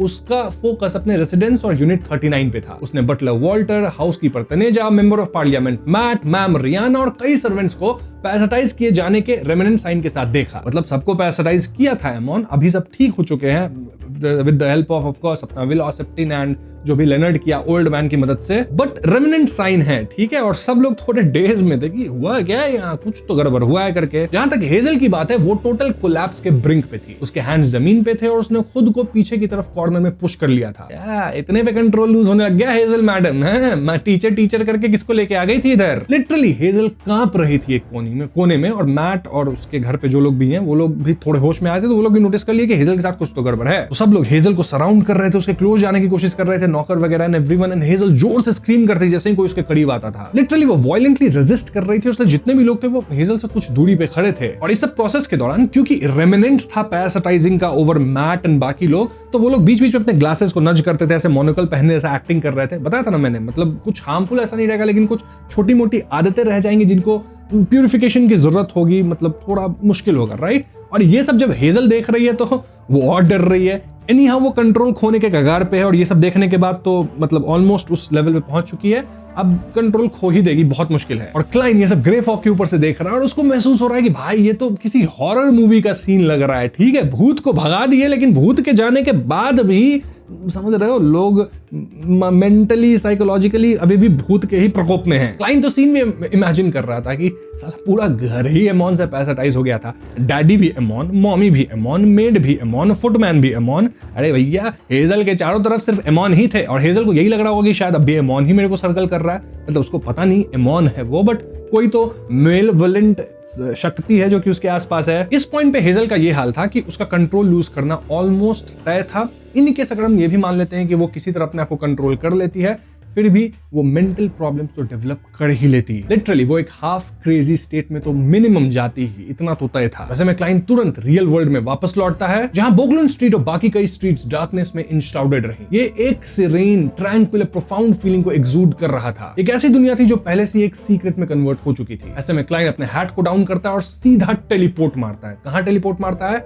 22 फिफ्थ स्ट्रीट, जहां पे है लियोन चैरिटी बर्सरी फाउंडेशन। और फाउंडेशन में भी नहीं, उसके जो फाउंडेशन की जो डायरेक्टर है उसके ऑफिस में टेलीपोर्ट कर गया डायरेक्टली क्लाइन। और ऑफिस में कौन होगी? डायरेक्टर कौन है? ऑफ कोर्स अपनी ऑड्री। ऑड्री अपने सुंदर से लाइट ग्रीन ड्रेस में थी, अपने फाउंटेन पेन को हाथ में लिए ड्रीम कर रही थी। तभी ऑड्री को कुछ तो फील होता है, ऑफ कोर्स स्पेक्टेटर है, फील तो हो ही जाएगा, और वो ऊपर देखती है। ऊपर कौन है? ऊपर ऑड्री को दिखता है गेरमैन स्पैरो, जो कि बहुत सीरियस था, एकदम से आ गया था। ऑड्री तो पहले डर गई, अरे बाप रे ये क्यों यहाँ आ गया गेरमैन स्पैरो, बट देन वो सोची कि नहीं, मेरे को निपटाने तो नहीं आया होगा, मैंने कुछ किया नहीं है ऐसा, जरूर कुछ मदद चाहिए तभी इतना सीरियस है। ऐसे ऑड्री भले ड्वेन डैंटिस से मिली है, लेकिन गेरमैन स्पैरो के पर्सोना से वो आज तक कभी मिली नहीं थी। फर्स्ट टाइम देख रही है फेस टू फेस। हाँ, पेपर वगैरह में वांटेड पोस्टर्स देखी थी। अब मैं क्लाइन होता तो ऑड्री के सामने ड्वेन डैंटिस बन के जाता, लेकिन क्लाइन का भी मेंटल स्टेट अभी ठीक नहीं है, बहुत डरा हुआ है बंदा, तो जो रूप में था गेरमैन स्पैरो के उसी में पहुंच गया यहाँ। और इससे पहले ऑड्री कुछ सोचती समझती, क्लाइन तुरंत बोलता है कि देखो कुछ ऐसी चीज हो गई है जिसमें आपकी हेल्प की जरूरत है, तो जल्दी से चलना होगा। वैसे मैं आपको बता दूं कि एमॉन जो है ना, वो क्लाइन का डिस्गाइज यानी गेरमैन स्पैरो वो तक चुरा लिया था, पर रिबूट के बाद उसको सब कुछ वापस मिल गया है। तो इनके साथ वंडर कर रहे हो कि क्लाइन की तो सब चीज एमॉन चोरी कर लिया था ना, तो नहीं, रिबूट हुआ, सब मिल गया है। बहुत यहाँ पे सीक्वेंस 1 के दो पावर्स यूज हुए हैं, रिबूट का एंड देन टाइम क्लॉक वाला पूरा, तो इसके कारण एमॉन हारा नहीं है, भगा दिया गया बेसिकली यहाँ से। अब ऑड्री सोच रही है कि मिस्टर वर्ल्ड को मेरी क्या जरूरत पड़ गई, वो तो खुद डेमीगॉड लेवल पे है, कुछ मेंटल करप्शन मिस्टर वर्ल्ड का हुआ है, नहीं शक्ल देख के लग नहीं रहा मिस्टर वर्ल्ड के साथ ऐसा कुछ हुआ है, तो फिर क्यों ये आए हैं मेरे पास। जो भी हो, मैं as a tarot club member help करूंगी। तो ऑड्री भी कह दी थी नो प्रॉब्लम, जो हेल्प चाहिए हेल्प करने के लिए मैं तैयार हूँ। क्लाइन भी बिल्कुल आगे बढ़ा, ऑड्री के हाथ को पकड़ा और टेलीपोर्ट करवा के ऑड्री को सीधा वो लेके पहुंच गया 39 बोकलुंड स्ट्रीट पे। और ऑड्री भी देखा जाए पहली बार टेलीपोर्ट हुई है, मजेदार चीज है भाई, मैं भी पहली बार टेलीपोर्ट हूंगा, मजा तो आएगा, है कि नहीं। अब ऑड्री इस जगह पे पहुंच गई और तुरंत फील कर ली कि यहाँ पे एक नहीं कई पेशेंट्स हैं, सबका मेंटल मतलब हालत खराब है, ठीक है, बट इसमें मेन पेशेंट कौन है, ठीक है। तो ऑड्री को समझ गई क्या मेरा काम है, एज ए स्पेक्टेटर मेरे सबके माइंड को मुझे स्टेबल करना होगा। और क्लाइंट भी सोच रहा था कि स्पेक्टेटर के साथ काम करने में बहुत मजा आता है, उसको कुछ एक्सप्लेन करने की जरूरत ही नहीं पड़ती। स्पेक्टेटर आती है, जैसे ऑड्री आई यहाँ, सबको देखी, समझ गई ओके मेंटल ब्रेकडाउन है, मेरे को एक एक करके सबको ठीक करना होगा। अब मेन इस लड़की का ब्रेकडाउन है, सबसे पहले इसको ठीक करना होगा। क्लाइंट को कुछ समझाने की जरूरत नहीं पड़ी ऑड्री को, बस क्लाइंट इतना कहा कि हाँ वो जो एक लड़की है बहुत खतरनाक सुपरनैचुरल चीज इनकाउंटर कर चुकी है, ठीक है, एक टेरिबल फाइट यहाँ हुआ है, कंट्रोल खोने के ब्रिंक पे है, तो भैया उसको रिजॉल्व करना होगा। नाउ द प्रॉब्लम इज कि ऑड्री अगर उसको रिजॉल्व करेगी तो बाकी लोग, भले उनके अंदर एमॉन के कंट्रोल किए जाने का रेमिनेंट्स है, बट वो लोग तो ऑड्री को देख लेंगे। बट भूलो मत वो स्पेक्टेटर है, वो एक मास लेवल पे इल्यूजन क्रिएट कर सकती है, होपफुली जिस लेवल पे वो पहुंच गई है शायद कर ले, और कुछ नहीं तो कंसीलमेंट का ब्लेसिंग तो मिल ही चुका है, ठीक है। तो इसके कारण ऑर्डिनरी पीपल जो है ना, मतलब इस मेमोरी को शायद याद रख नहीं पाएंगे, तो ऑड्री आराम से इलाज कर सकती है। हालांकि एडम के इनविजिबिलिटी के पावर्स को विटनेस करने के बाद क्लाइंट काफी क्यूरियस था कि क्या मिस जस्टिस के पास सीक्वेंस 6 पे कुछ ऐसी स्किल्स है जहां वो अपने आप को एकदम इनविजिबल कर ले। वैसे ऑड्री कहती है कि टेंशन मत लो, मेरे पास है ऐसी पावर्स, मैं जो है ना दिखेगा नहीं किसी को मैं क्या कर रही हूँ, I can make myself psychologically invisible to people. हाँ, ऑड्री तुरंत एंटर करती है मेंबर ऑफ पार्लियामेंट मैट के घर, सबके सामने से वो गुजर रही है, मैट के, मैम रियाना के, सर्वेंट्स के, लेकिन इस सुंदर सी ऑड्री को सब लोग इग्नोर कर रहे हैं एज इफ वो है ही नहीं वहां। Power of Spectator. अब ऑड्री देखती है इस लड़की को, ये लड़की कौन है जो कि इतना बुरा हाल है इसका, देखती है ये तो मिस हेजल है, उसे वो मिल चुकी है पहले एक पार्टी में, अगर आपको याद हो। एज ए स्पेक्टेटर ऑड्री भूलती नहीं है लोगों को। इसके बाद हेजल को देख रही है ऑड्री, मतलब हेजल ऑड्री को नहीं देख पा रही है, just to let you know. और वो मिस्टर स्पैरो से पूछती है ऑड्री की, गेरमिन स्पैरो भैया बताओ जरा कि यहाँ हुआ क्या है इसके साथ, थोड़ा मुझे हेल्प होगा इसको ठीक करने में, क्योंकि जब तक नॉलेज नहीं होगा ना तब तक मैं क्विकली रिजॉल्व नहीं कर पाऊंगी इसको। रिजॉल्व वैसे भी कर दूंगी लेकिन जल्दी करना है, टाइम कम है अपने पास। क्लाइंट भी तुरंत एक्सप्लेन किया, डिटेल में नहीं, बस इतना बताया कि मतलब ये जो है हेजल वो एक्चुअली में मोराडा पाथवे की एक बियॉन्डर है और एक डेमीगॉड की स्टूडेंट बन गई थी ये, ठीक है, जिसके पास नेफेरियस थॉट्स थे। तो इसकी जो डेमीगॉड टीचर थी वो एक्चुअली में ब्लास्फेमर एमॉन के अवतार को अट्रैक्ट कर ली, और वो तो खुद खत्म ही हो गई होगी क्योंकि उसके उस डेमीगॉड के डिजाइन आइडेंटिटी सबको एमॉन चुरा लिया। फिर एमॉन उसके साथ यहाँ आ गया, उसके फैमिली में इन्फिल्ट्रेट कर लिया, उसके पेरेंट्स और सर्वेंट्स को पैरासाइटाइज कर लिया। और अभी अभी जब हम एमॉन के अवतार्स को एलिमिनेट कर रहे थे तब उसने रियलाइज किया कि उसके पेरेंट्स और सर्वेंट्स सभी एमॉन में कन्वर्ट हो चुके हैं, तो इससे बंदी डर गई। एंड ऑफ कोर्स यहाँ पे जो फाइट हो रही थी उसका रेमिनेंट्स था, पावर्स था, सब कुछ लगा जोड़ के जोड़ घटा कर लो, हो गया इसका ये हाल, यही हुआ है। अब ऑड्री सुन रही कि एमॉन से यहाँ फाइट हुआ है, अरे बाप रे, मैं तो सोच रही थी कुछ हुआ होगा नॉर्मल, यहाँ तो एक अलग ही कांड चल गया है भैया। यहाँ वर्ल्ड क्या भी देता है कि अगर आपके पास कुछ भी ऐसी चीज है जिसे आप डीपर लेवल पे अंडरस्टैंड करना चाहती हैं, या ऐसी चीज है जो साइकोलॉजिकल ट्रीटमेंट में इन्वॉल्व नहीं करती हैं, तो आप नेक्स्ट गैदरिंग के दौरान हमसे पूछ सकती हैं, कोई दिक्कत वाली बात नहीं है, अभी बस ठीक कर दो यार। ऑड्री कह रही है नेक्स्ट गैदरिंग में मजा तो आने वाला है, क्योंकि बात होगी कि कैसे एमॉन के अवतार को मिस्टर फूल के मिस्टर वर्ल्ड ने एलिमिनेट किया है। मजा आएगा, कौन कौन था इस फाइट में सब पूछूंगी, अभी बस ये डॉक्टर वाला काम कर लूं। वैसे ऑड्री कुछ हद तक यहाँ शॉक्ड थी क्योंकि यहाँ पे मिस्टर वर्ल्ड ने एमॉन के अवतार नहीं अवतार्स को एलिमिनेट किया है, ठीक है। देन वो इंस्टिंक्टिवली मैट और कंपनी पे ग्लांस करती है, इमेजिन नहीं कर सकती थी कि उन्हें एक टाइम पे एमॉन द्वारा पैसेटाइज किया गया था, लिटरली वो एमॉन बन चुके थे, लेकिन अभी ठीक ही दिख रहे हैं। ऑड्री खुद थोड़ा सा डर गई थी इस पॉइंट पे क्योंकि बहुत गंदा हुआ है कुछ, मतलब हेजल की जगह अगर वो खुद होती तो पता नहीं अपने आप को बचा पाती या नहीं। जो भी हो, ऑड्री अपना इलाज शुरू करती है। सबसे पहले तो वो प्लसेट कास्ट करती है जिससे सब थोड़ा सा ठंडा हो जाए, शांत हो जाए। अब इलाज के दौरान भी ऑड्री बात करना शुरू करती है, मिस्टर स्पैरो से कहती है कि क्या ये सुपरनैचुरल वर्ल्ड इतना खतरनाक है, मैं तो बियॉन्डर बड़े खुशी खुशी में बनी थी, लेकिन क्या ये सब भी हो सकता है।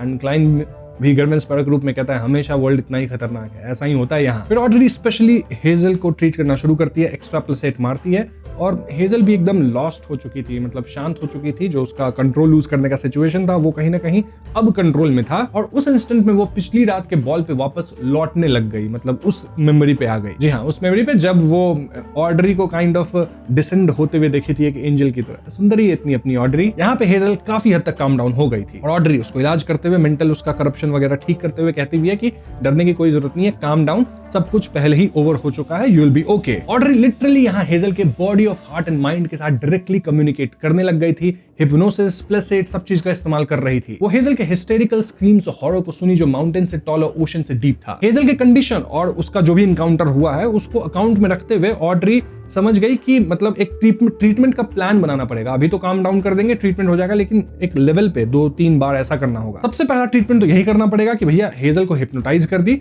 और आज जो कुछ भी वो इनकाउंटर की है वो सब उसकी मेमोरी से भूलवा दी, मतलब फॉरगेट कर जाओ भैया ये सब, क्योंकि ये सब याद आएगा वापस से तुम करप्ट होगी। बेसिकली उसका मेमोरी काइंड ऑफ रीसेट हो गया। मतलब हेजल को पता है कि वो बियॉन्डर है, ये रहेगा, अपनी आइडेंटिटी, बाकी जनरल इंफॉर्मेशन सब कुछ उसको वेगली याद रहेगा, लेकिन कल रात से जो कांड हुआ है ना वो सब गया, खत्म। और इस ट्रीटमेंट के बाद हेजल धीरे धीरे काम डाउन हो जाती है और सो जाती है। वैसे मैं रहता तो हेजल जो इतना काबिल बन रही थी ना, इतना अच्छा ट्रीटमेंट दिलवाता नहीं उसको, बट ठीक है, अपने ऑड्री और अपने गिरमिन स्पैरो भाई बहुत दयालु हैं, ठीक है। ऑड्री कह भी देती है हिप्नोटिज्म के साथ कि जब आप सो के उठोगी, हेजल से कहती है, तो आपके साथ जो कुछ भी हुआ है पिछली रात के बाद वो सब आपको याद रहेगा नहीं। और हाँ, मैं यानी कि ऑड्री कभी यहाँ थी ही नहीं, मेरे बारे में भी आपको याद नहीं रहेगा। हाँ, पहला ट्रीटमेंट हेजल का हो गया है, अब वो स्टेबल रहेगी, कभी जरूरत पड़ा तो सेकेंड लेवल ऑफ ट्रीटमेंट भी किया जाएगा फ्यूचर में। तो हेजल तो सो गई, ऑड्री उठती है, उसको देखती है, देन वो कहती है गिरमिन स्पैरो से सब कुछ हो गया है, मैंने इसके मेमोरी को जो है ना फॉरगेट करवा दिया, लेकिन ध्यान रहे ये जो भूली है वो टेम्पररी भूली है, वो मेमोरीज उसके अंदर अभी रिमेन करती हैं। तो फ्यूचर गैदरिंग्स हमें करता रहना होगा, ठीक है। मैं उसकी ट्रीटमेंट करती रहूंगी और मतलब स्लोली उसके मेमोरी को ये सारी चीज याद दिलाऊंगी और इस चीज को एक्सेप्ट करवाने के लिए गाइड करूंगी। मतलब आपका ट्रॉमा कभी जाएगा नहीं, बस इस ट्रॉमा को स्लोली रिलीव करा के एक्सेप्टेंस दिलाया जाएगा ताकि वो स्टेबल रहे। वरना अगर मैं सिर्फ सप्रेस करती रही तो एक दिन याद आ जाएगा और उसी दिन इसका कंट्रोल लूज हो जाएगा। So this is the plan of treatment कि भैया सप्रेस कर दो मेमोरी को और एक बार आ जाए ना तो उस टाइम फिर इतना टाइम नहीं मिलेगा कि लूज कंट्रोल होने वाला है, नहीं, डायरेक्ट लॉस ऑफ कंट्रोल ही होगा। अब ऑड्री की ये सब बात सुन के गिरमिन स्पैरो सोच रहा है, भाई ऑड्री तो पूरा प्रोफेशनल हो गई है, एक टाइम था सीक्वेंस 9 बियॉन्डर बनी थी, स्पेक्टेटर बन के देखती रहती थी सबको, अब देखो क्या खतरनाक लेवल ट्रीटमेंट कर रही है, एकदम सब्सिक्वेंट ट्रीटमेंट्स करेगी। भाई एक स्पेक्टेटर हमेशा साथ होना चाहिए, ये बात तुम मान के चलो, ठीक है। मेंटल करप्शन जो भी है ना सब ठीक करती चलेगी वो। अब ब्यूटीफुल ऑड्री, अगर आप हेजल को ठीक कर ही दी हैं तो बाकी लोग भी यहाँ जो एमॉन के द्वारा पैसेटाइज किए गए थे उनका जो रेमिनेंट्स है वो सब भी निकाल ही दो। जैसे इन सबको आदत लग गई है मोनोकॉल पहनने की, ये रेमिनेंट है काइंड ऑफ, तो ये सब हटवाओ यार ये सब आदत, वरना मतलब याद नहीं रहना चाहिए कुछ की क्या हुआ था यहाँ। ऑड्री कहती है हाँ वो सब मैं हटा दूंगी, लेकिन जो कंप्लीट क्लेंजिंग है वो मेरी पावर नहीं है। मैं मेंटल जो भी करप्शन हुआ है, जो भी इधर उधर हुआ है वो सब हटवा दूंगी, लेकिन जो फिजिकल क्लेंजिंग चाहिए ना उसके लिए इनको एवरनाइट गॉडेस को प्रे करना ही होगा 15 मिनट के लिए, उससे ये लोग ठीक हो जाएंगे कैथीड्रल जाके या जैसे भी। मतलब एवरनाइट गॉडेस कोई नहीं जिसको ये लोग बिलीव करते हैं, लेकिन यहाँ मैट के घर में सब एवरनाइट गॉडेस के ही बिलीवर है, तो वही बात मान लो आप। हाँ, इसके बाद ऑड्री इस घर में भी सबको क्यू करना शुरू करती है, हिप्नोसिस जो भी उसका ट्रीटमेंट है वो सब ऑड्री करना शुरू करती है। देखा जाए तो सिचुएशन इज अंडर कंट्रोल। ये एक खतरनाक फाइट हुई जिसमें सीक्वेंस 1 का विल ऑसेप्टिन उतर गया, सीक्वेंस 1 का पैलेस ज़ोरास्ट्र उतर गया, लिनर्ड के साथ वो आया था, क्लाइन मोरेटी जो कि अपना डेमीगॉड है वो उतर गया, और ये सब मिलके एमॉन के जो भी अवतार्स यहाँ थे उनको खत्म कर दिए हैं। अब हालांकि इनको लग रहा है कि एमॉन का जो भी बैकलैंड में अवतार्स है अब सब शायद खत्म हो गया होगा, क्योंकि कन्वर्जेंस के प्रिंसिपल्स को लेके एमॉन सबको यहाँ एक साथ लाया होगा, but I do not think that's the case, क्योंकि एमॉन के लिटरली एक अवतार को हम देखे हैं साइकिल चलाते हुए बैकलैंड के अंदर ही। तो एमॉन कुछ बड़ा प्लान कर रहा है, एंड जैसा मैंने बताया एमॉन ऑलरेडी एंटिसिपेट कर चुका था कि वो इस फाइट में शायद हार जाएगा, ठीक है, बट उसको इतना पता चल चुका है कि पहले ज़ोरास्ट्र यहीं पे है जिसको वो काफी समय से ढूंढ रहा है। देन यहाँ सीक्वेंस 1 का विल ऑसेप्टिन भी है, और क्लाइन मोरेटी जो कि एक बिजारो सॉर्सरर है, सीक्वेंस 4 एक आम डेमीगॉड, लेकिन उसके अंदर कुछ भी आम नहीं है, कुछ तो स्पेशल है उसके अंदर। And trust me when I से कि जिस दिन एमॉन को ये पता लग गया कि क्लाइन के पास ग्रे फॉग का एक्सेस है, एमॉन इस ग्रे फॉग को लेने के लिए अपनी जान भी देगा, क्योंकि ये ग्रे फॉग जो कि अब तक आप सोच रहे होगे कुछ ऐसी ही चीज है जो कि क्लाइन को मिल गई, नहीं, this is a very big thing, ठीक है। ये कोई मामूली चीज नहीं है जो कि क्लाइन के पास है, जिसका मास्टर बन के क्लाइन घूम रहा है, भैया इसके लिए लोग जान देंगे। और इसी पॉइंट पे मैं इस वाली वीडियो को खत्म करना चाहूंगा। यहां मैंने आपको 2 बहुत ही इंपॉर्टेंट फाइट्स बता दी है। एक अर्नेस्ट बॉयड वाला, वो उतना इंपॉर्टेंट नहीं था, रादर ये टैरो क्लब का फर्स्ट मिशन था इसलिए इंपॉर्टेंट था, और दूसरा एमॉन के साथ फाइट। इस फाइट को देख के आप समझ गए होंगे कि आगे आने वाली जितनी भी फाइट्स होगी वो सब मेंटल होने वाली है। फिजिकल बैटल अब खत्म हो चुका है एलओटीएम के अंदर से, मतलब वॉर वगैरह होगा, लेकिन जो भी अपनी क्लाइन की फाइट होगी वो मेंटल बैटल ही होगी। समझना उनको मुश्किल होगा। तो जब भी इस तरह की फाइट्स आती हैं, मैं जैसे मैंने आपको एक एक सेंटेंस वाइज पूरा बताया है इस वीडियो के अंदर, वैसे ही मैं आपको बताऊंगा। अगर आपके मन में कोई भी डाउट होगा आप कमेंट्स में लिख के पूछ सकते हैं, मैं क्लियर करता चलूंगा। क्योंकि अब तक जो फाइट होती थी ना उसको मैं बहुत इंप्रोवाइज करता था, ऐसे मारा वैसे मारा, लेकिन मेंटल फाइट में क्या ही इंप्रोवाइज करूं, समझ रहे हो बात। तो हाँ, यहां से काफी डीप एक्सप्लेनेशन चलेंगे अपन जब भी फाइट होगी। और इसी के साथ अगेन मैं वीडियो को खत्म करना चाहूंगा। उम्मीद करता हूं आपको ये वीडियो पसंद आई होगी। पसंद आई है तो वीडियो को लाइक और शेयर करें, साथ ही चैनल पे नए हैं तो हमें सब्सक्राइब भी कर लीजिएगा, क्योंकि हम अपने चैनल पे ऐसी वीडियोस लाते रहते हैं। और हाँ, इधर ये जो मेरा एम रहता है 10K लाइक्स, 1K कमेंट, ये सब पूरा कर दिया करो यार, क्योंकि अब LOTM नेक्स्ट लेवल पे जाने वाला है। तो चाहिए ना वीडियोस टाइम पे, तो कर दिया करो यार पूरा please. Thank you very much, peace out.